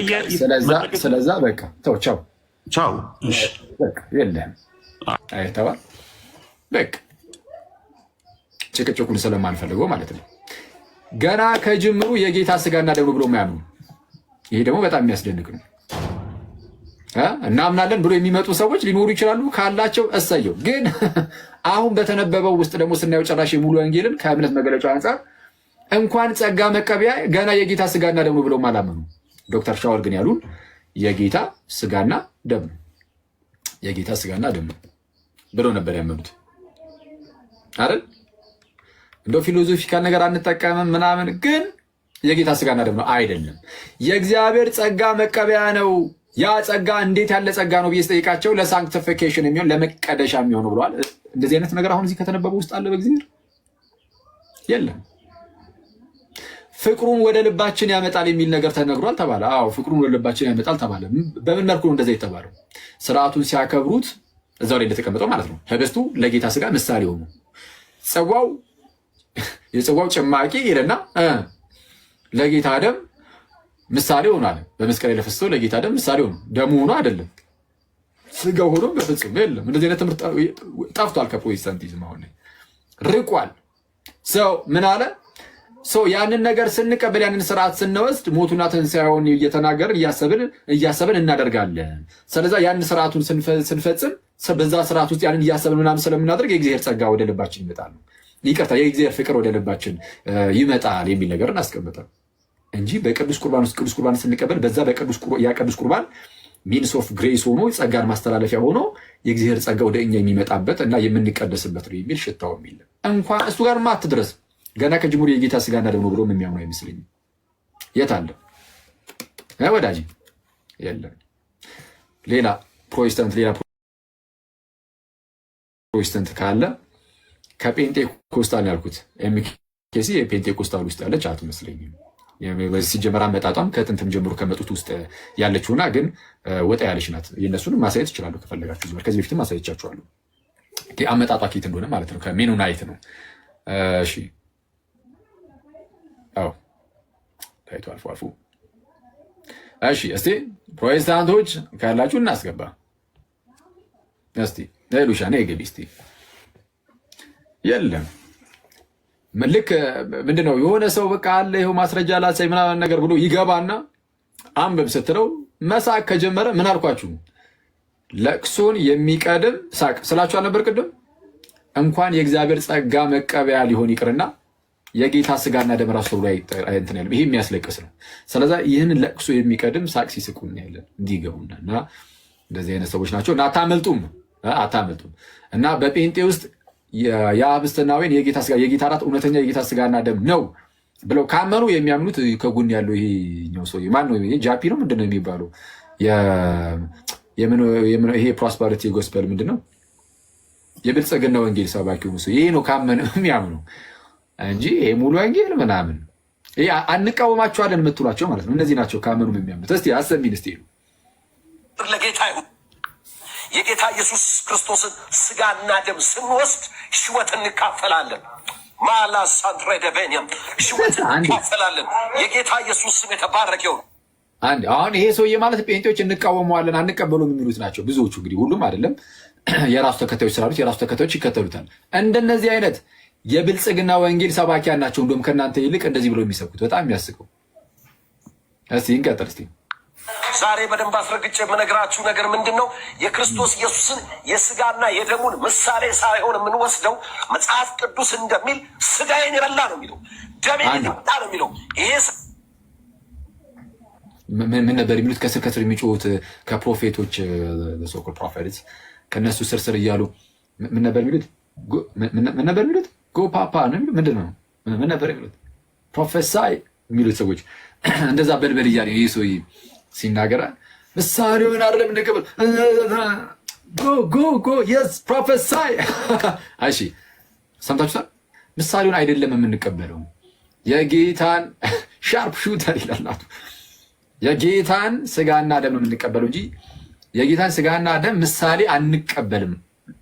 ያቺ ሙሉ ወንጌል ቤተክርስቲያን ደግሞ አለች የተባለው ምንድነው? ቅድም ልጁ መቶ ሲያነብልኝ የነበረው የጌታ ስጋና ደም ራሱ ብላ ለመጥራት አልደፈረችም። በዚህ ደረጃ ነው የማይደፍሩት። የጌታ ስጋና ደም ራሱ ብለው ለመጥራት አይደፍሩም፣ ብዙ ጊዜ ማለት ነው። ጭራሽ ምሳሌው ነው ነበር ያለችው። ለጌታ ስጋና ደም ምሳሌው ነው አለች ሙሉ ወንጌል። ይሄ ወንድማችን ደግሞ ምሳሌውን አይደለም የምንወስደው የጌታን ስጋና ደም ነው አለ። እስቲ ቀጥይ ደግሞ እንስማ። አርጋሉ እናንተ የተቆረሰ ስጋዬ ነው፣ ስለ እናንተ የፈሰሰ ደሜ ነው ነው የሚለው። ስለዚህ የምንወስደው የክርስቶስ ኢየሱስን ስጋና የክርስቶስ ኢየሱስን ደም ነው። ክብር ለጌታ ይሁን። የደሙን ምሳሌ ወይም ደግሞ የስጋውን ምሳሌ ሳይሆን የክርስቶስ ኢየሱስን ስጋና ደም ነው የምንወስደው። መጽሐፉ የሚነግረን እንደዛ ስለሆነ የጌታ አምላካችን ስም የተባረከ ይሁን። አልጋነሽ ይሄ የጌታ እራት ለምሳሌ አልጋነሽ እየሰማሽ አይ ሄሉ አንቺ አድክም ዩሲቲዩ ሄሉ ባይዚ በጣም እያሳቀች ግን የሚገርም ትምህርት የምትሰጥ ሰው ናት። ባይዚ ሄሉ በቃ እኔ የምን ጊዜ ምርጥ ነች። በጣም በጣም ወዳትና ፕሊዝ እኔ ሄሉን ይሄን ቪዲዮ የምታሳየንን ልጅ ማለት ነው የማታውቋት ካላችሁ ድንገት አሁን አዳዲሶች ምናምን ከመጣችሁ ፕሊዝ ፎሎ አድርጓት። በተአምር እንዳታመልጣችሁ። በጣም በጣም ክርስቶስን ነው የምላችሁ። በጣም የተወደደች እህት ናት እና ቪዲዮዎችን ስትለቃቸው አንደኛ በጣም እውቀቱ እንዳላት ያሳብቅባታል። ይህ ነው እውቀት ይጠይቃል። በነገራቸው ላይ እንደዚህ ነገሮችን ለመልቀቅ ያለውን ልዩነት ከኛ ጋር ያላቸውን ልዩነት ፕሮቴስታንቶች እርስ በርስ ያላቸውን ልዩነት ከመጽሐፍ ቅዱስ ጋር የሚጣረሱበትን ነገር ምናምን ለይቶ አውቆ ከዛ በኋላ ስህተቱን ፈልፍሎ አውቆ ምንም የሆነ ሌላ ነገር ሳይጨምሩ ግን በቀሰታቸውን ማሳየት ስታሳይ ደግሞ ፈኒ በሆነ መልኩ ስለሆነ የምታሳየው ሳይደብራችሁ እየሳቃችሁ ነው እውቀት የምትይዙት። እና ሄሉን ፎሎ ማድረግ ፕሊስ እንዳትረሱ። እሺ አልጋነሽ እስቲ ክፈችው።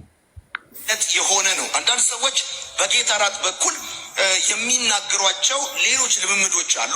እኛ እንደ ቤተክርስቲያን ይሄንን ብዙም አናበረታታም። መለስ አድርጊው ማለት ነው። ትንሽ ብቻ ትንሽ አማርኛ ይትረክ ለጌታ ይሁን። የክርስቶስ ኢየሱስን ስጋና ደም ነው የምንወስደው። መጽሐፉ የሚነግረን እንደዛ ስለሆነ የጌታ አምላካችን ስም የተባረከ ይሁን። ማነሽ አልጋነሽ ይሄ የጌታ እራት ለምሳሌነት የሆነ ነው። አንዳንድ ሰዎች በጌታ እራት በኩል የሚናገሯቸው ሌሎች ልምምዶች አሉ። እኛ እንደ ቤተክርስቲያን ይሄንን ብዙም አናበረታታም። ያ ማለት ምን ማለት ነው? በአጭር አማርኛ የትራፊክ ምልክት አይተሃል ማለት ትራፊክ ነው ማለት አይደለም። ምን ማድረግ ይቻላል?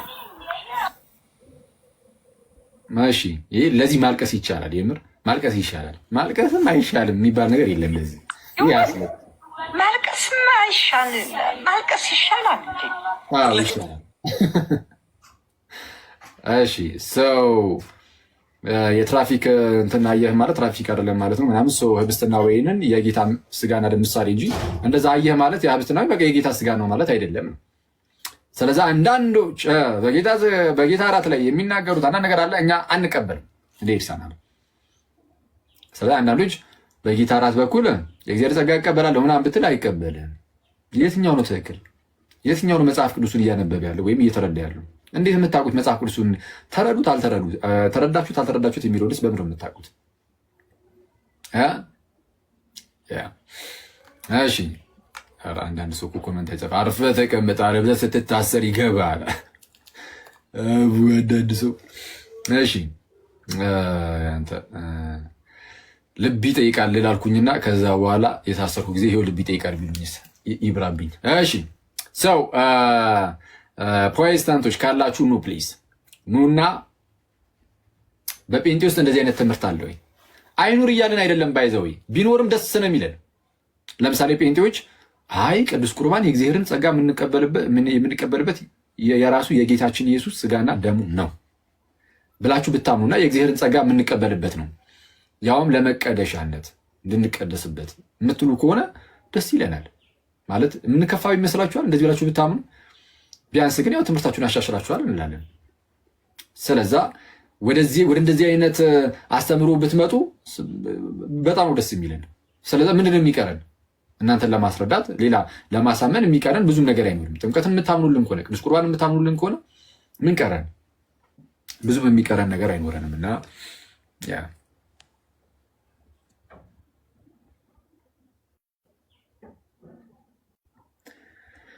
እሺ ፕሮፌት ምናምን የሚል ነገር አይቼ ነበር። የት አለ? ያው ነው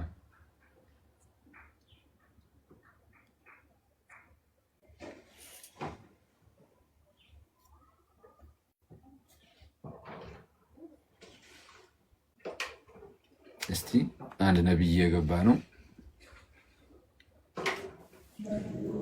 እሺ ሰላም ላንተ ይሁን። እንዴት አለ ነብይ? ሰላም አኪ እንዴት አለ? አለን። አሪፍ። እሺ ከየት ኖት? ኧረ ወጣት ነኝ ገና። እንዴ አንተ ነብይ ነው። እሺ ስለዚህ አንተ ብዬ ላውራ አንተ ብዬ ላውራ ዝም ብዬ አይ ነብይ ነው ፕሮፌት ነብይ ነው አንተ ብዬ ላውራ ያልኩኝ። ይቻላል። እሺ ወንድሜ። እሺ ከየት ነህ? ከቤት ነኝ። እንዴ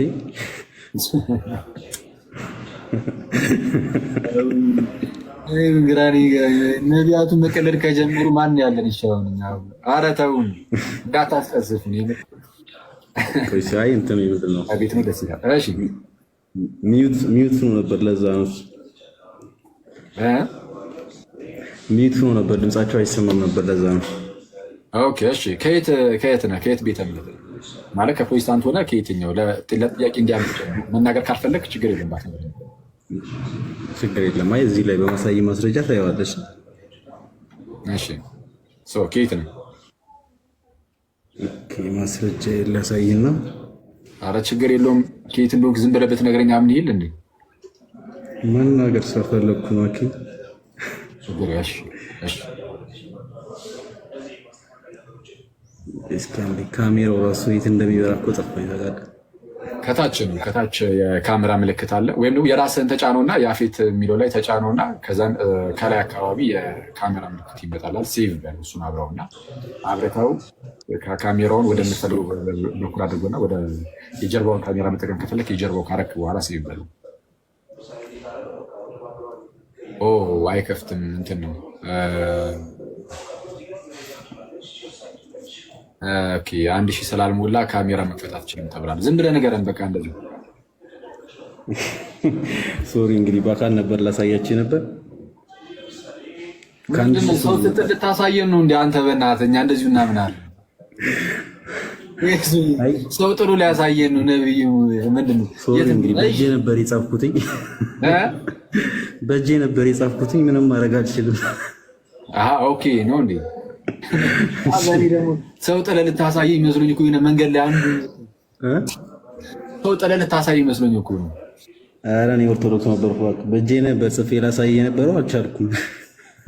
ኧረ ስለፈጠረህ እባክህ ምን ይፈረድበት እዚህ ሰው ላይ ጋይስ። ኦኬ አስወረዳችሁት።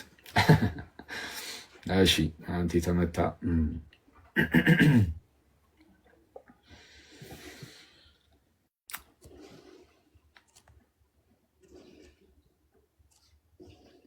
እሺ የለም በቃ ሰው መሰለኝ ፕሮቴስታንቶች የሉም ሰው።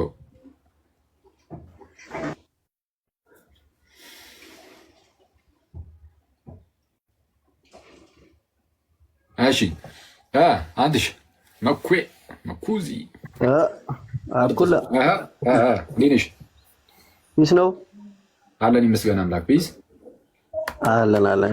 ሎጂኩ እንዴት ነው? ተመችቶሃል? የዶክተር ሎጂክ ተመችቶሃል? ምን የትኛው ሎጂክ ነበር? እኛ ሎጂክ ውስጥ ምናምን ነገር ነው የተቀበልነው፣ በሎጂክ ነው የተቀበልነው። እንትን ውስጥ አማናዊ ነው አይደለም የሚል አንገባም። ይሄ ለኛ ሎጂክ ነው እያለ ሲለፈ አንገባም አሉ እንጂ ጭራሽ የአማናዊ ነው ምናምን የሚል ፍልስፍና ውስጥ አንገባም። እኔ መሰለኝ ታውቃለህ፣ ኢየሱስ ጌታ ነው አይደለም የሚል ነገር ውስጥ አንገባም። ግን በቃ ኢየሱስ ክርስቶስ ብለን እንቀበላለን ብቻ የሚል ሰው ነው መሰለኝ። እንዴ ሪል ፕሬሰንስ አንልም ምናምን። እንዴ ሪል ፕሬሰንስን ሰው ካልተቀበለ ምንድነው እውነተኛ ጌታ ስጋና ደም ነው የሚለውን ካልተቀበለ በቃ ሲጀመር ምኑን ተቀበሉታል? ምንም የተቀበለው ነገር እኮ የለም። ዝም ብሎ ዳቦና የሆነ ነገር ነው የያዘው ማለት እኮ ነው። እና አስቸጋሪ ነው። ይህ ፍልስፍና አይደለም። እውነተኛ የጌታ ስጋና ደም ነው ብሎ መናገር ፍልስፍና አይደለም። ፍልስፍና ከሆነም ክርስቶሳዊ የሆነ ፍልስፍና ነው። ቀብሎ ኢየሱስ ለዓለም አልሞተም ብሎ የሚያስተምር ሰው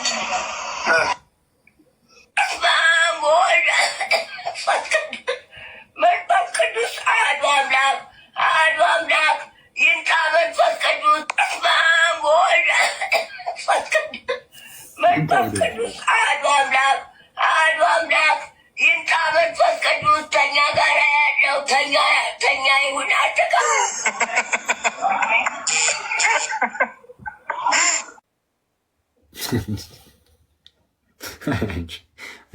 መሀል ላይ እኔ እኮ ምንድን ነው ምን ልታቀብለን ነው ብያለሁ። እና አስቸጋሪ ነው ማለት መኩ አኪውስ ደህና ናችሁ? አለን ይመስገን አምላክ። እንዴት ነህ? እግዚአብሔር ይመስገን። አንተ ገብቼ ያመመኝ እኮ ጉንፋን ትላለህ። ዘጋኝ። ድምፄን አታየው? የማታው ነው። እኔ እንጃ ምንም አላወኩም። በቃ የማታው እሱማ ከኋላ እኮ አሽታ እኮ ነው መጨረሻ ላይ ይሁንሽ። አሁን አንተ ፊት ከተሰጠ የምትሄድበት ነገር ስላለ አሁን ሚዩት አድርግልኝ እዚሁ እንዳትልኝ። እሺ ሰሎሜ ሰላም ለእርሶ ይሁን ወይም ላንቺ ይሁን። ወጣሽ ቆንጂት? እሺ እና ከኛ ላይ ብዙ ጊዜ ውላጤ ዘንበለ ውላጤ የምለውን እናምናለንና ዘንበለ ውላጤ ከኦሪት ዘጸአት ላይ ያለውን ያ የተሰዋ በግ ከዛ አንጻር ያብራራሉ አባቶችም። እና እውነተኛ ጌታ ስጋና ደም ነው እንዴት ይሆናል የሚለው ብዙ ጊዜ እኛ ጋር ማብራሪያ ሰው ዳግም ይወለዳል ሲባል እንዴት የሚለውን እሱ የእግዚአብሔር አሰራር ነው። የጌታ ስጋና ደም እውነተኛ የጌታ ስጋና ደም አዎ አሜን ብለን ነው የምንቀበለው። እንዴት የሚለው በዚህ ፕሮሰስ ምናምን እንግዲህ ኦርቶዶክሳዊያን መጠን ነው ይላሉ አይደለ መምህራችን። ኦርቶዶክሳዊነት መጠን ነው፣ ከመጠን ያለፈ ከዲያብሎስ ነው ከኛ አይደለም ማለት ነው። እና ቃሉት ያሰማልን። ግን ጥሩ አብራርታል። ያው የነሱ የለም በነገራችን ላይ ከየትኛው ማለት የትኛውን ያሳየው ጭራሽ የጌታ ስጋና ደም የሚለውም ጭራሽ እኮ ጠፋ። እሱ ደግሞ ችግር ነው። ቢያንስ እሱ ቢኖር የተሻለ ይመስለኛል አይደል? እንዲያኪ ብዙ ጊዜ እኮ ዲቤት ተደርጓል እዚህ ላይ። የት ነበሩ ከዚህም በፊት የዛሬ 2 ዓመት 1 ዓመት እኮ በጣም የጦፈ ክርክር ነበር አይደለም በሚለው ማለት ነው። ምንም አይሰጥም፣ ያው ምሳሌ ብቻ ነው። የሚያሳዝነው ግን 30 ዓመት ሙሉ ወንጌል እየኖረ የእምነት መግለጫዋን አለማወቅ በጣም የሚያሳዝን ነው። ዝም ብሎ ነው በቃ መቀመጫ ያዘው ማለት ነው። ትርፍ የሆነ ሰው አይሽ አንጾኪያ ሰላም ለእርሱ ይሁን። ሰላም ሁላችሁም ሰላም ብያችኋለሁ። ምን እሺ ቤት ነው ያው ቤት እንዳትለኝ ቃለ ሕይወት ቤተክርስቲያን እሺ ቃለ ሕይወት በፔንቴኮስታል ዲኖሚኔሽን ውስጥ ነው ያለችው? አዎ ቁርበት እንትን የኢየሱስ ክርስቶስ ሞትና ትንሣኤ ማታሰቢያ እንደሆነ ያው ቀደም ታስተምራለች። አይ እሱ ላይ አይደለም። እሱ ላይማ ሁሉም ይላል። ቃሉን እኮ ይዞታል። መታሰቢያ የሚለውን እኛም እንቀበላለን። በነገራችን ላይ ግን መታሰቢያ ሲባል ምንድን ነው የሚለው ላይ እሱ ላይ ላንግባባ እንችላለን እንጂ ማለት ነው። አሁን እየተጠየቀ ያለው ጥያቄ ምንድን ነው? በዚህ መረጃ እንግዲህ ቃለ ሕይወት በፔንቴኮስታል ስር ከሆነች ማለት ነው፣ በፔንቴ ስር ከሆነች የእግዚአብሔር ጸጋ መቀበያና መቀደሻ ነው ብላችሁ ታምናላችሁ? እና ደግሞ የጌታ ስጋና ደም ነው ምንድነው የሚቀርበው? የጌታ እራት የጌታ ስጋና ደም ነው ብላችሁ የምታምኑት? እንትን መቀደሻ ሳይሆን መቀደሻማ እምነት ነው። እምነት ሆኖ እያለ ግን ኢየሱስ ክርስቶስ ስጋና ደሜን የሚበላ ለምሳሌ እንትን ዮሐንስ ወንጌል 6:54 ስናይ ስጋዬን የሚበላ ደሜንም የሚጠጣ የዘላለም ሕይወት አለው፣ እኔም በመጨረሻ ቀን አስነሳዋለሁ። ስጋዬ እውነተኛ ምግብ፣ ደሜም እውነተኛ መጠጥ ነው። ስጋዬን የሚበላ ደሜንም የሚጠጣ በእኔ ይኖራል፣ እኔም በእርሱ እኖራለሁ። የሕያው አብ እንደላከኝ እኔም ከአብ የተነሳው ሕያው እንዲሁ የሚበላኝ ደሜንም የሚጠጣ በእኔ ያው እንትን የዘላለም ሕይወትን ያገኛል እያለ ይናገራል። ለምሳሌ እንደው እኛም ማታሰቢያ እንዲሆን ያው እንጠቀማለን። ሕይወት ያገኛል የሚል አንብበ መታሰቢያ እንዲሁም ብለህ ተቋጨዋል። አሁን ይህንን ታምነዋለህ? የዮሐንስ ወንጌል ምዕራፍ 6 ላይ ስጋዬን የሚበላ ደሜን የሚጠጣ የዘላለም ሕይወት አለው የሚለው የጌታ እራትን ነው የሚያመለክተው አይደለም?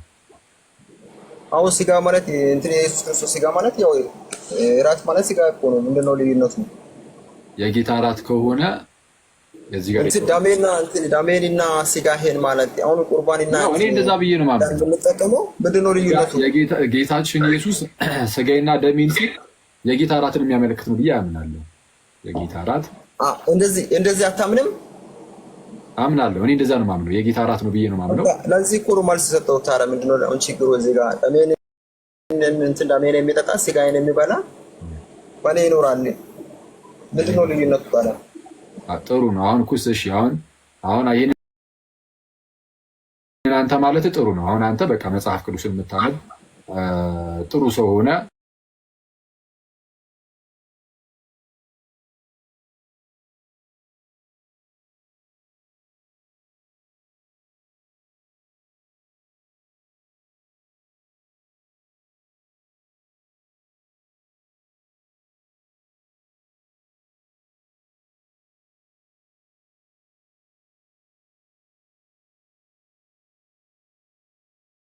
ያለህባት ቤተ እምነት የተናገረችበትን አሳይ። አንተ መናገርህ ጥሩ ነው፣ ትክክል ነህ። ይኸው አንተ አሁን ከመጽሐፍ ቅዱስ ጋር እየሄድክ ነው። ግን ድንገት ግን እኔ ለምሳሌ መጽሐፍ ቅዱስን ነው የማያምነው። እኔ ጥሩ ነው፣ እንደዛ ማመንህ ጥሩ ነው። ዮሐንስ ወንጌል ምዕራፍ 6 የጌታ እራት ነው፣ ስጋዬን የሚበላ ደሜን የሚጠጣ የዘላለም ሕይወት አለው ያለው ስለ ጌታ እራት የተነገረ ነው ማለት ይኸው በጣም ምርጥ ነው። ደግሞ ይህንን ቪዲዮ ወስዳችሁ አክሊል ለፕሮቴስታንቱ ልጅ አጨበጨበለት በሚል ርዕስ ዩቲዩብ ላይ ደግሞ ልቀቁ አሏችሁ። ዩቲዩበሮች በቅዱስ ሚዲያ ይፈቱ።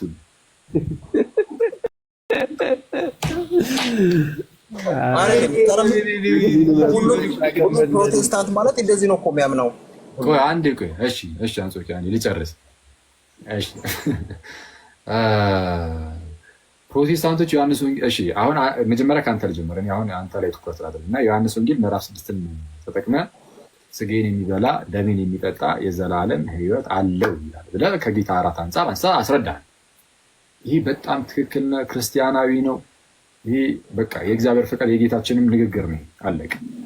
ግን አንተ ከመጽሐፍ ቅዱስ ጋር ልክ እንደዚህ መጣበቅ ስትጀምር ፕሮቴስታንት መጥቶ ግን በአንተና በዚህ እውነታ መካከል ይገባና ይነጥላል። በምን መልኩ?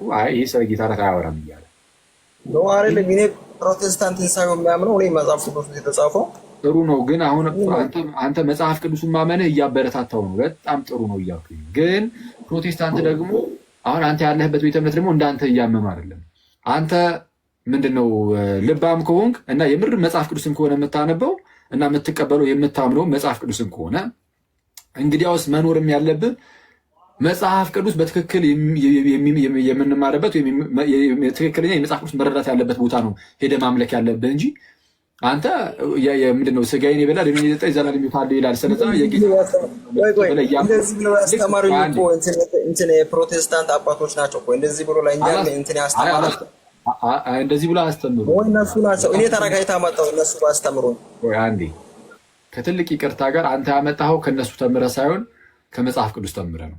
ይህንን በቀጥታ ነው የምነግርህ። ይህንን የተማርከው ከፕሮቴስታንት መምህራን አይደለም። በተለይ አሁን አንተ ካለህባቸው ማለት ነው። በተለይ በጴንጤ ውስጥ ነው ያለው ስላልከኝ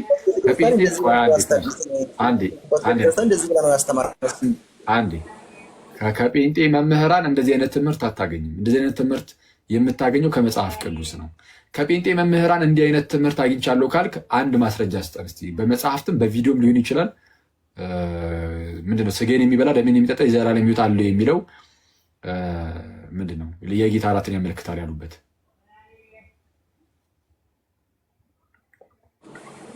ምን አልከኝ? ዮሐንስ ወንጌል ምዕራፍ 6 ላይ ስጋዬን የሚበላ ደሜን የሚጠጣ የዘላለም ሕይወት አለው። ስጋዬን የሚበላ ደሜን የሚጠጣ እኔ በእርሱ እኖራለሁ፣ እርሱም በእኔ ይኖራል። እኔ ከአብ የተነሳ ሕያው እንደምሆን የሚበላኝም ከእኔ የተነሳ ሕያው ይሆናል የተባሉ ክፍሎች ስጋዬን ካልበላችሁ ደሜን ካልጠጣችሁ በራሳችሁ ሕይወት የላችሁም እየተባለ ተነግሯል። ይህ የተነገረው ስለ ጌታ እራት ነው ብሎ ይላል። እንዲህ ብሎ ያስተማረ ስለ ጌታ እራት ነው ብሎ ያስተማረ ዮሐንስ ወንጌል ምዕራፍ 6 ነው። አሁን እንትን እኔ ለምሳሌ በአካል ነው የተማርኩት። አሁን ቪዲዮ ምናምን የለኝም። እንደዚህ ብሎ ነው ያስተማሩ። አሁን እዚህ ስለዚህ አሁን አይ እስቲ መለስ ስለዚህ እንደዚህ ያለ አንተ የምታምነው ፕሮቴስታንት መምህር አለ። በጣም እንደው ትክክለኛ መምህር ነው የምትለው ፕሮቴስታንት መምህር።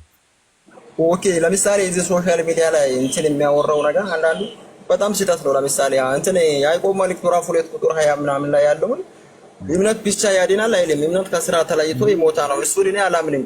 ምንም ጴንጤ ቢሆን አንተ ጴንጤ አይደለም። አሁን እኮ አንተ አሁን አንተ እዛ ሄድክ እንጂ ወደ ጴንጤ ትሄዳለህ እንጂ አንተ እኮ ክርስቲያን ነህ። አሁን እኮ አንተ በጣም ይቅርታ አድርግልኝና አሁን እዛው ቤት ውስጥ ዝም ብለህ ቁጭ አልክ እንጂ አስተሳሰብህ ይሄ የምትረዳበትን ነገር ጴንጤያዊ አይደለም፣ ፕሮቴስታንታዊ አይደለም። አሁን በጣም ይቅርታ ክርስቲያናዊ ነው። ይህንን ለመረዳት ያስተማረች ቤተክርስቲያን እንደዚህ ብላ ነው ያስተማረችኝ። አዎ ስለዛ እንደዚህ አድርግሽ። እዚህ ሶሻል ሚዲያ ላይ እንትን የሚያወራው ነገር ሚዲያው ብቻ አይደለም። ሶሻል ሚዲያ ስህተት ነው። ሶሻል ሚዲያ ላይ ያለው ፕሮቴስታንቲዝም ስህተት ነው። ብዙዎቹ ጋር ስህተት ነው። ትክክል ነው። ግን እሱም ብቻ ሳይሆን አሁን አንተ እንደዚህ እናድርግ ይኸውልህ፣ ሁለተኛ ስልክ አለ እጅ ላይ አንጾኪያ ከይቅርታ ጋር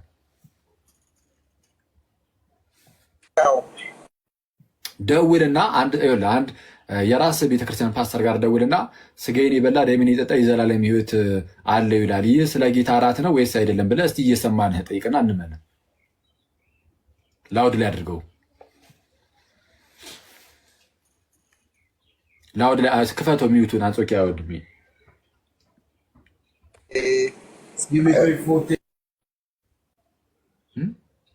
አንዴ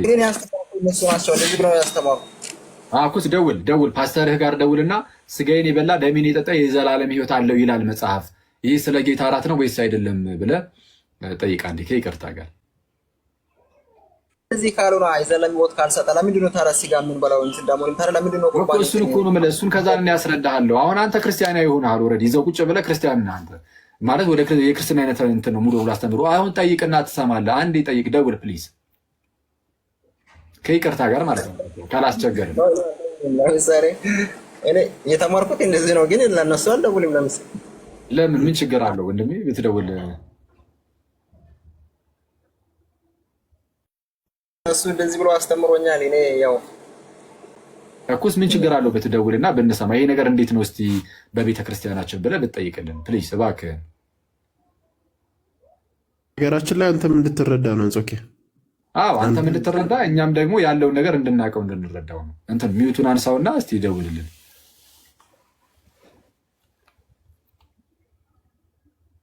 አንጾኪያ ሚዩቱን አንሳውና ፕሊዝ ደውል። ችግር የለም ደውል እስቲ። ላውድ ላይ አድርገው ደውል እስቲ። ጥሩ የምትለው መምህር ጋር ፓስተር ጋር ለማኑ የሚደውለው አንተ ደስ ላለ ለምታውቀው ፓስተር ማለት ነው እንግዲህ ለአንተው ቤተክርስቲያን ፓስተር ደውልና ይህንን ጠይቅ። ስጋዬን የበላ ደሜን የጠጣ የዘላለም ሕይወት አለው ይላል። ይህ ስለ ጌታ እራት ነው ወይስ አይደለም በል። አሁን እነሱ እንደዚህ ባይሉ የራሱ መጽሐፍ ቅዱስ የተጻፈውን እኔ አምናለሁ። መጽሐፍ ቅዱስ ምን ብሎ የተጻፈውን መጽሐፍ ቅዱስ ለምሳሌ እንትን ገላትያ ላይ ከዚህ መጽሐፍ ውጭ የሚሰብክ ላክ እሱ የተረገመ ይሁን እያለ ይናገራል። ስለዚህ እኔ ከመጽሐፍ ቅዱስ ውጭ የሚሰብክ ማንም አልቀበልም። እኔ ጎበዝ ጎበዝ፣ የምር ጎበዝ። የምርም እንደዛ ከሆነ በጣም ጥሩ። ግን ዝም ብለህ ግን ደውል እስኪ ይላሉ አይሉም የሚለውን ዝም ብለህ ቼክ እናድርግ። ደውል እስኪ ግን ጥሩ ነው። አንተ ግን አፕሪ ባይሉም ችግር የለም። በቃ አሁን ስትደውል አይ እንደዛ አይደለም ቢሉም ችግር የለም፣ ምንም ችግር የለም። ግን ቢያንስ ዋናው የአንተ እምነት ስለሆነ ግን እስቲ ለማወቅ ግን ምናልባት እንደው የተለየ ሊሆን ስለሚችል እናንተ እስቲ ደውል ግን እስቲ።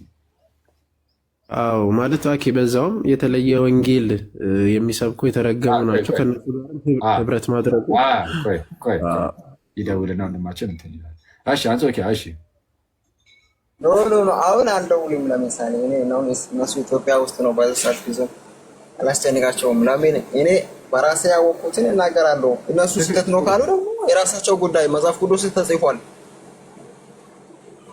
በጣም ጎበዝ ክርስቶስን በጣም እኔ በመጽሐፍ ቅዱስ ላይ የማይደራደር ፕሮቴስታንት በጣም ደስ ይለኛል። በቃ መጽሐፍ ቅዱስ ብሏል አለቀ። እሺ ቆይ በዚህ አይነት አሁን ቅዱስ ቁርባን ብቻ ሳይሆን መጠመቅስ ለመዳን ነው። ያምን የተጠመቀ ይድናል ይላል። ስለዛ ሰው ለመዳን አምኖ መጠመቅ አለበት ወይስ ጥምቀቱ ለመዳን አያስፈልግም? ኦኬ እንትን ከመጠመቁ በፊት አንድ ሰው ማመን አለበት። እኔ እንደዚህ ነው አምኖ ማመን አለበት። ያመነ የተጠመቀ ይድናል፣ ያላመነ ደግሞ ይፈረድበታል ስለው ያው እንደዛ ቦታ እንደዚህ ሲል ያላመነ ይፈረድበታል ይላል። ግን ያልተጠመቀ ይፈረድበታል አይልም። ለምሳሌ እሱን ያልተጠመቀ ይፈረድበታል አይልም። ምክንያቱም ለመጠመቅ ማመን ስለሚጠይቅ ካላመነ ገና ከጅምሩ ስለማይጠመቅ ማለት ነው። ያላመነ ካለ አይጠመቅም። ወረዲ ካላመነ ለምን ይጠመቃል?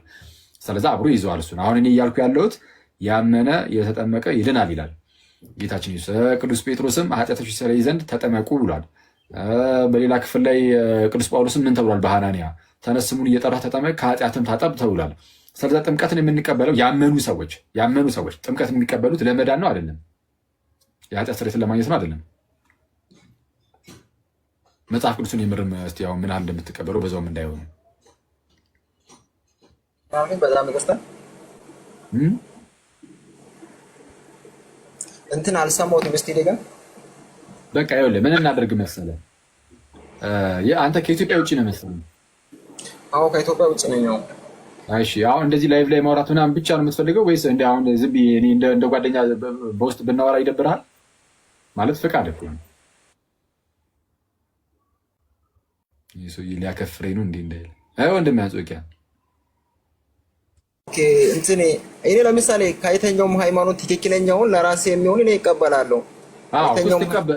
ትክክለኛው አንተ ጋር በውስጥ ብናወራ እኔ ሃይማኖቴን ለመቀየር ሳይሆን ትክክለኛ እኔ ከአንተ ብዙ ነገር ተምሬያለሁ። እኔ ፕሮቴስታንት ሆኜ እኔ ሃይማኖቴን ለመቀየር ሳይሆን ለመማር እንትን በፈለክ እንትን በውስጥ ማውራት ትችላለህ። ደስ ይለኛል። በቃ ምንም ሃይማኖት ለመቀየር ምናምን አይደለም። ዝም ብለን ትንሽ የተወሰነ አንዳንድ ነገሮችን ለማውራት ብቻ ነው እንጂ እንትን በቃ አሁን ፕሮቴስታንት ጥለህ ይውጣ ምናምን ለማለት አይደለም።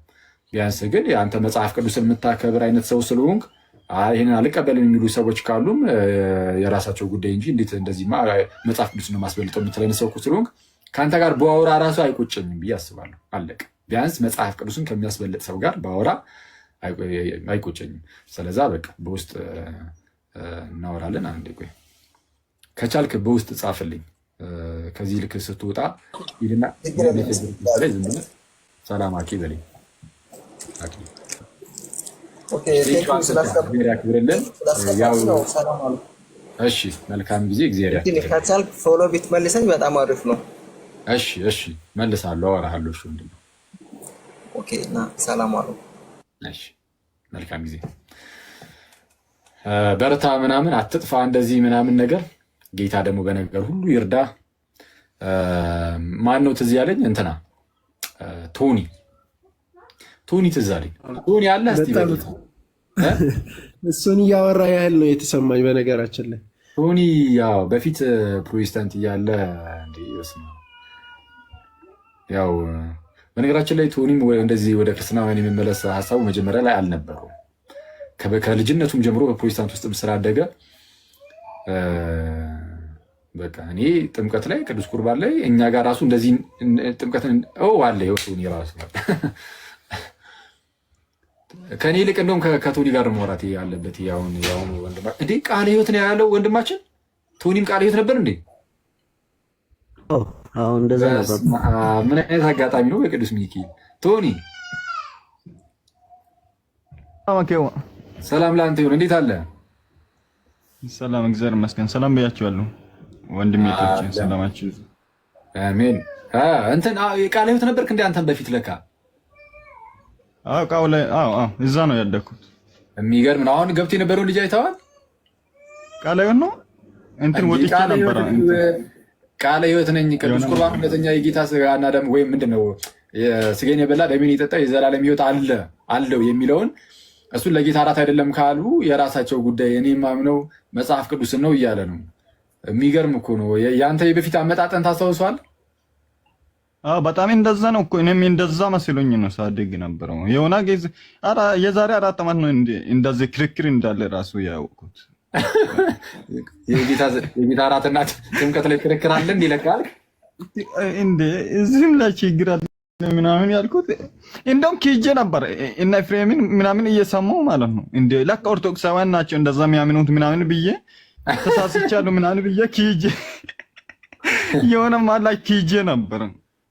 ግን ኦርቶዶክሳውያን እንትን እናውራ እስኪ ስለ ጌታ እራት ምናምን ሲሉ አላወራም ነበር። በቃ እንደዛ ላምንም እናንተ የምታምኑትን እመኑ ምናምን ነው የሚለው። እንትን ለክርክር ስለማይመች ማለት ነው። ብዙ በጣም መጽሐፍ ቅዱስን ከተቃረነ እኔ አልወድም ነበር እንትን መወያየት በምስጢራት ላይ በጥምቀትና በጌታ እራት በጥምቀትና በቅዱስ ቁርባን ለክርክር ራሱ አይመችም። ለክርክር አይሆንም። ሁሌ ጸዲቅ ቤት ስገባ ምናምን እስኪ ለምንድን ነው የማታምነው ምናምን ሲሉኝ በቃ እንደዛ አላምንም፣ አልተማርኩም፣ አንተ እንደምታምኑት የራሳችሁን እመኑ ምናምን ይል ነበር። አልከራከርም። አንተም በሃይማኖት እኔም በሃይማኖት ብለህ ነበር ቁጭ የምትለው። እንደዛ ነው፣ በመቻቻል ነው እንጂ በተለይ አሁን ቢፈባቸው እንትን አለሽ አይደለ? ዮሐንስ 6 ዳዊት ፋሲል የፈታበት ቪዲዮ ምናምን ትላንት ማታ ራሱ እያየሁ ነበር። በጣም ስለማመን ነው። አንድም ከሉትራን ውጪ እኔን አንድም ዲኖሚኔሽን የሚፈታ የለም እንትን በኢትዮጵያ ውስጥ ያሉት ማለት ነው። ራሱ ሆኖ አንዳንዶቹ አንፈታም የሚሉ አሉ። በነገራችን ላይ ዮሐንስ ወንጌል ምዕራፍ 6 ለሌላ ነው የምንሰጠው የሚሉ አሉ። ሉትራኖች እንኳን ሆኖ ማለት ነው። በዚህ ደረጃ ነው ነገራችን ላይ ጥቅሱ የሚጠመዙ አንዳንድ ሉትራኖች እንደዛ ያደርጋሉ። ግን እኔ አሁን እኮ የቅድሙ ልጅ እያወራሁት አይ እኔ እንደዚህ በፊት አንተም በነገራችን ላይ ወደ ኦርቶዶክስ የመጣት እኮ ሀሳቡ ብዙም የለም። ያው ከበፊትም ጀምሮ ፕሮቴስታንትም ስለነበር ከልጅነት አይደለ? በተለይ በጣም እንትን የኢትዮጵያ ኦርቶዶክስ ምናምን እንደውም የግዕዝ ምናምን እንትን ለመረዳት ምናምን እንደዛ አይነት ሀሳብ ነበረኝ። ግን እንትን መረዳቱ ሲጀምር በጣም እንደውም ተመችቶኝ ያገኘው የኦርቶዶክስ የኢትዮጵያ ነው ማለት ነው። በጣም እንትን ይከብደኝ ነበር። በተለይ ሲዳን ላይ ምናምን ያለው ጥያቄዎች መጽሐፍ ቅዱሳዊ መረዳት ስላልነበረኝ ምን ላይ እያጠን ሲዳን ላይ ያለው እሱን ነው ፍራይ ነበር ወይ በጣም ሲዳን ላይ ነው እኔ በጣም ጥያቄ ምናምን ነበረኝ ማለት ነው የሚከብደኝ። ፕሮቴስታንት እንትን ምንድነው ኦርቶዶክስ ከሚተው ነገር አንዱ ቢባል በቃ ሲላትን ነው የሚጠቅሱ ምንድነው ትራዲሽንንም አልተረዳም ነበር። ከዛ ማንበብ ሲጀምር የመጀመሪያ ቤተክርስቲያን እንዴት ትረዳ ነበር፣ ለምንድን ነው ሲጠቀመው የነበረው ምናምን ብዙ ታሪኮች አሉ። ዋሻዎች ላይ እንትን ሲሳሉ በዛ ሲሰብኮ እንደነበረ ምናምን ከፈርስት ሴንቸሪ ጀምሮ ማለት ነው። ብዙ ታሪክ አለው ሲላትም እና መጽሐፍ ቅዱስ ላይም አለው። ለሙሴ ብቻ ነው የታዘዘው ምናምን የሚባለው መጽሐፍ ቅዱስን ሳናም ደግሞ ከሙሴ ተቀብሎ ሙሴ ከሞተ በኋላ ሰለሞን ሳይታዘዝ ነው ያደረገው። ሳይታዘዝ ነው የሳለው በቃ ያሳመረው ቤተ መቅደሱን። ደግሞ ሮሜ ላይ እንትን ቦታውን ራስቻለሁ ከዚህ ቀድሞ የተጻፉ መጽሐፍቶች ለትምህርትና ለተግሳጽ እንደተጻፉ ይናገራል። ከነሱ የምንማር መልካም ስለሆነ ነው አይደለ? ሰለሞን ከሙሴ ተማረው፣ እኛ ለምንድን ነው ማንማረው? ስለዚህ መጽሐፍ ቅዱስን መረዳት እንዳለብን እና ደግሞ ዘጸአት 24 ላይ ያለው ለአንተ አታድርግ ሲላትን ምናምን የሚለው ለጣዖት እንደሆነ በጣም በግልጽ የተቀመጠ ነውና ስዕልን አይከለክልም። የኢየሩሳሌምን ከተማ ሳሌባት ምናምን ብሎ ብዙ ቦታዎች ይናገራልና ስዕላት መጽሐፍ ቅዱሳዊ እንደሆነ ለምንድን ነው ግን የምንጠቀመው ምናምን የሚለው እሱ ይወስነዋል ማለት ነው። ምንድን ነው ሌሎቹ ስዕላትን ሲሎ ጣዖቴ ነው አምላክን እግዚአብሔርን አያውቁም። ግን ይሄንን ነው እግዚአብሔር ፈጣሪ ይሄ ነው ብሎ ሊያመልኩ ይችላሉ። እኛ ግን እግዚአብሔርን እናውቃለን፣ ስላሴን እናውቃለን፣ ፈጣሪያችንን እናውቃለን፣ ስላትን ለይተን እናውቃለን፣ መላእክትን ለይተን እናውቃለን። ተራታን ነው የምናደርገው ማለት ነው። ሌሎቹ በሙሴ ዘመን የነበሩ ጣዖትን አምልኮ ምንድነው ጥጃን ሰርቶ ያመለኩት እነሱ እግዚአብሔርን ኪዶ ነው። ይሄ ነው ከግብጽ ያወጣን ነው። እኛ እንደዛ አላለን። እግዚአብሔርን እናውቃለን፣ የሚያኖረንን የሞተልንን እናውቃለን። ግን ስላትን ለምን እንጠቀማለን? እሱንም እናውቃለን። ስለዚህ በጣም ቀላል ነገር ነው። አይምሮ ላለው ሰው ለመረዳት የሚሞክር ሰው ናይስ እና ቴንክ ዩ። ኧረ ቶኒ ምን ጉር ነው ቶኒሻ፣ እግዚአብሔር ያክብርልን። ትክክል ነው። አሁን እንግዲህ እንደሰማችሁት እኔ የሚከብደኝ ስዕላት ብቻ ነበር ወደ ኦርቶዶክስ ቤተክርስቲያን እንዳልመጣ። የስዕላትንም ነገር ደግሞ ስረዳ ምንም የሚያስቸግር ነገር የለውም። ምንድነው አሁን የሚያስደናግጠኝ ምንም ሁሉንም አውቄ ነው መጣሁት። ገድላት ላይ እንትን ኢባብን እንትን ምንድን ይቆልባሉ ምናምን የነቀለሜን እሱ ምንም የሚያስፈራኝ የሚያስደነግጥ ሁሉንም ወሬ ሰምተን ውሸታቸውን ሰምተን ነው የመጣነውና እኛ የምንደነግጠው ነገር የለም። በቃ ከዚህ በኋላ የሚመጣ አዲስ እንትን ውሸት የለም እና በጣም ሁሉንም አውቀን ነው የመጣነውና ምንም ብሰማ የሚያስደነግጠኝ ነገር የለም ምንም እና በጣም ነው ደስ የሚለው። እግዚአብሔር እዚህ ቤት የሆናችሁ ምን አይነት እረፍት እንዳለው ማለት ነው። እግዚአብሔር ህይወቴ ራሱ እንዴት እንደተቀየረ እኔ ሳስበው ከዚህ በፊት የነበረውና ከተጠመቅኩ በኋላ ያለኝን ህይወት ምናምን መንፈሳዊ ህይወት ራሱ እግዚአብሔር በጣም ከብዙ ነገር ይወጥቻለሁና ብዙ ነገር ተስተካክሏልና በጣም እግዚአብሔርን በቃ መንፈስ ቅዱስ እንትን እንዳልነበረኝ ነው የተረዳሁት። በቃ ጸጋው እንዳልነበረኝ ነው የተረዳሁትና በጣም ብዙ ነገር በጣም ሲደክመኝ የነበረው ብዙ ነገር እንትን በራሴ ማራግ ያልቻልኩትን ነገር በጣም ቀሎ ነው ያየሁትና እግዚአብሔር ይመስገን። እና እዚህ ቤት ሆናችሁ በቃ የሚትፈሩ እንትን ገድላት ላይ ምናምን የሚፈራው ሰው ሲጀመር መሰረታዊ ትምህርትን ስለማያውቅ ነው። አንድ ሰው ገድላትን እያየ ምናምን ሲነበብ የሚደናግጥ ከሆነ በቃ ዶግማን ትክክለኛው የቤተ ክርስቲያንን ትምህርት አልተረዳም ማለት ነው። አንድ ሰው ዶግማን የሚያምን ሰው አምስቱን አዕማደ ምስጢራትን ኪነትን ከሰባቱ ምስጢራት ምስጢረ ኪነትን ትክክለኛ ኪነት የት ነው የሚሰራው? እንዴት ነው የምንጠቀመው? ኪነት ከሌላ ሌላ አገልግሎት የለም ሲጀመር ማለት ነው። አንድ ካህን በሌለበት አገልግሎት አይሰጥም። ከመጽሐፍ ቅዱስም ጀምሮ እና ሴንት ኢግናሽየስ ምናምን በላኩት ኤፒስቶሎች ላይ የጻፉት ነው። ዲያቆናት ኤጲስቆጶሳት በሌሉበት ምንም ምስጢራት ምንም ነገር እንዳይፈጽሙ ማለት ነው። ከነሱ በልጣችሁ ማንም በራሱ ተነስቶ ራሱ ይቆምትን ምስጢራትን ይፈጽማል። በርባሶ ጫማን የግራና የቀኙን እንኳን ለይተህ የማታውቅ ሰውዬ መጥተህ ስለ መጽሐፍ ቅዱስ ካነበበና ካጠና ከእግዚአብሔር ሕዝብ ጋር ከጴንጤ ጋራ ይሄን ያህል መሳፈጥ ተገቢ አለ። እየሰማሽ ነው ወይ? አቦዘነች ለአንቺ ነው የምናገረው። እሺ ቻው ቻው፣ ሰላም ደህና ሁኚ። የእግዚአብሔር አገልጋዮች በተለይ ቅዱሳን መላእክትን ልተላለፍ አልፈልግም። መጸለይ በአቃተኝ ጊዜ ደክሜ ተኝቼ በህልም እየተገለጠ የሚያወራኝ ፊቱ ብርሃን የሆነ ነጭ ልብስ የለበሰ በሰው አምሳል የቆመ ሁሌ ያየዋለሁ። እንዲህ ይለኛል፣ ተነሳና አባትህን ጥራ። ለአክተን ምልጃ ተቀበለ። ወላጅ አምጣ የሚል መልአክ መጣበት። ደግሞ አንተ ወላጅ ያስፈልጉሃል። አክቹአሊ የወላጅ ክትትል እና ቴንኪው አከዋ ተማሩ ነው በቃ መሰረታዊ የቤተ ክርስቲያን ትምህርት በጣም ደስ የሚል ነገር ነው እያወራህ የነበረው ክርስቶስን እና ኢቨን ኮሜንቱን ራሱ ዘጋባቸው በደንብ እንዲሰሙ እና በጣም ጥሩ ነገር እየተናገርክ የነበረው ሂድበት። አጠቃላይ አዎ በጣም እንትን መሰረታዊ ትምህርት ካወቅን ምንም አያስደነግጠንም። እንትን የቤተ ክርስቲያን መሰረታዊ ትምህርት ካወቅን ማለት ነው በቃ ሌላ ጋር ያለውን ኦኬ ስላትን ምናምን ሲጠን ነው ብለን ብንወጣ ራሱ ማለት ነው የነገረ ዲናትን ትምህርት ሌላ ቦታ እናገኝ ከኦርቶዶክስ ውጪ ማለት ነው። አሁን መሰረታዊ ትምህርት አምስቱን የቤተ ክርስቲያንን አዕማደ ምስጢራትን የተማራ ሰው እስኪ የት ቤተ ክርስቲያን ነው የትኛው ዲኖሚኔሽን ውስጥ ነው ያለው አምስቱ አዕማደ ምስጢራትን በትክክል የሚረዳ ሰው በትክክል የሚያስተምር ቤተክርስቲያን ከኦርቶዶክስ ውጭ የት ነው? አሁን ለምሳሌ ብናይ ማለት ነው ትንሣኤ ሙታንን ብናይ ልዩነት አላቸው። ኢየሱስ ክርስቶስ ገና ስንት ነው የሚመጣው እነሱ ጋር? ሁለት ከሉትራን ውጭ ማለት ነው። ሉትራን ብዙ የማይቀበሉ አሉ፣ የተለያየ ቴዎሎጂ አላቸው።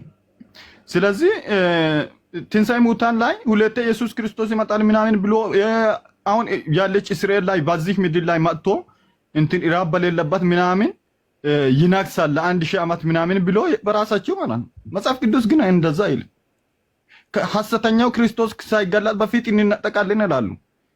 እንደውም የኢየሱስ ክርስቶስ መምጫ ራሱ ለክርስቲያኖች ያ ሐሰተኛው መገለጡ ነው ምልክት የሚሆነን ራሱ መጽሐፍ ቅዱስ ተሰሎንቄ 2 ላይ የሚናገረው ማለት ነው። ሁለተኛ ተሰሎንቄ ላይ የሚናገረው ይሄንን ነው። ስለዚህ በሁሉም ነገር ይሄንን የራሱ አታገኙትም ነው እና በጣም ከባድ ነው። ይሄንን መሰረታዊ ትምህርትን ያወቀ ሰው በምንም ነገር ጴንጤ በሚያወራው ነገር ምንም አይደነግጥም። ምንም ማለት ነው እንዴ ኦኬ ገድላ ኦኬ የተክልዬ ገድል ባይኖር ተክልዬ በስንተኛ ክፍለ ዘመን ላይ ነው የነበሩት? ከነሱ በፊት ክርስትና የለ ዶግማ የለ እንዴ? በተክልዬ እንትን እኮ አይደለም የምንድ ነው። እሳቸው ባይኖር ክርስትና አልነበረ እንዴ? አንድ ሰው እንዴት ነው በተክልዬ ገድል ተሳስተዋል ምናምን ብሎ እንትን በተክልዬ ገድል እንዴት ነው ከቤተ ክርስቲያን አንድ ሰው የሚወጣው? እንዴ እሳቸው ራሱ አንድ አካል ናቸው እኮ የቤተ ክርስቲያን አንድ አካል የራሳቸውን ተጋድሎ እንትን የሄዱ ሰው ናቸው። ከሳቸው በፊት ነበሩ እና ሴንት አትናሺየስ ምንድን ነው እነ ፖሊካርፕስ ብዙዎቹ ነበሩ። የእነሱን ፈለግ ተከትሎ ነው እሳቸው የሚሄዱት። እሳቸው ራሱ ከሳቸው የቀደሙትን የሚያዩ ሰዎች አሉ። ብዙዎቹ ነበሩ አይደለ? እሳቸው አሁን ተክለ ሃይማኖት የመጡበት ዘመን በጣም እንትን ከጉባኤያት በኋላ ምናምን ቤተክርስቲያን ጉባኤያት ነበሯት። ምንፍቅና ከቤተክርስቲያን ያወጣች ቀጠለ ቤተክርስቲያን ነበረ። እዛ ውስጥ አካል ናቸው እንጂ እንደ አንድ ሰው እንደኛ በጸጋቸው በልጠዋል፣ በአገልግሎታቸው ይበልጡናል እንጂ ግን በሳቸው ገድል ላይ ስህተት አለ ብሎ አንድ ሰው ከቤተክርስቲያን ከወጣ በቃ ክርስትናን አልተረዳም ማለት ነው። መጽሐፍ ቅዱስን አልተረዳም ማለት ነው። ስለዚህ በገድላት የሚወጣ ሰው በአርሴማ ገድል እንትን ወጣው ምናምን የሚል ሰው በቃ ክርስትናን አላወቀም ማለት ነው። ከሐዋርያት ቀጥሎ የመጣውን የአባቶችን ትምህርት የቤተክርስቲያንን ትምህርት መጽሐፍ ቅዱሳዊ የሆነውን ትምህርት የኢየሱስ ክርስቶስን ትምህርት አልገባውም አልተረዳውም ማለት ነው እንጂ በገድላት የሚወጣ ሰው በጣም በቃ እግዚአብሔርን እንደ አዲስ ነው እንትን መማር ያለበት። ምንም አላወቀም ኢየሱስና ቴንክ ዩ ኦኬ ወቃጥሉ እግዚአብሔር ያክብርልን። ቶኒ ቃሉ ይታሰማልን። ክርስቶስን በጣም የሚገርም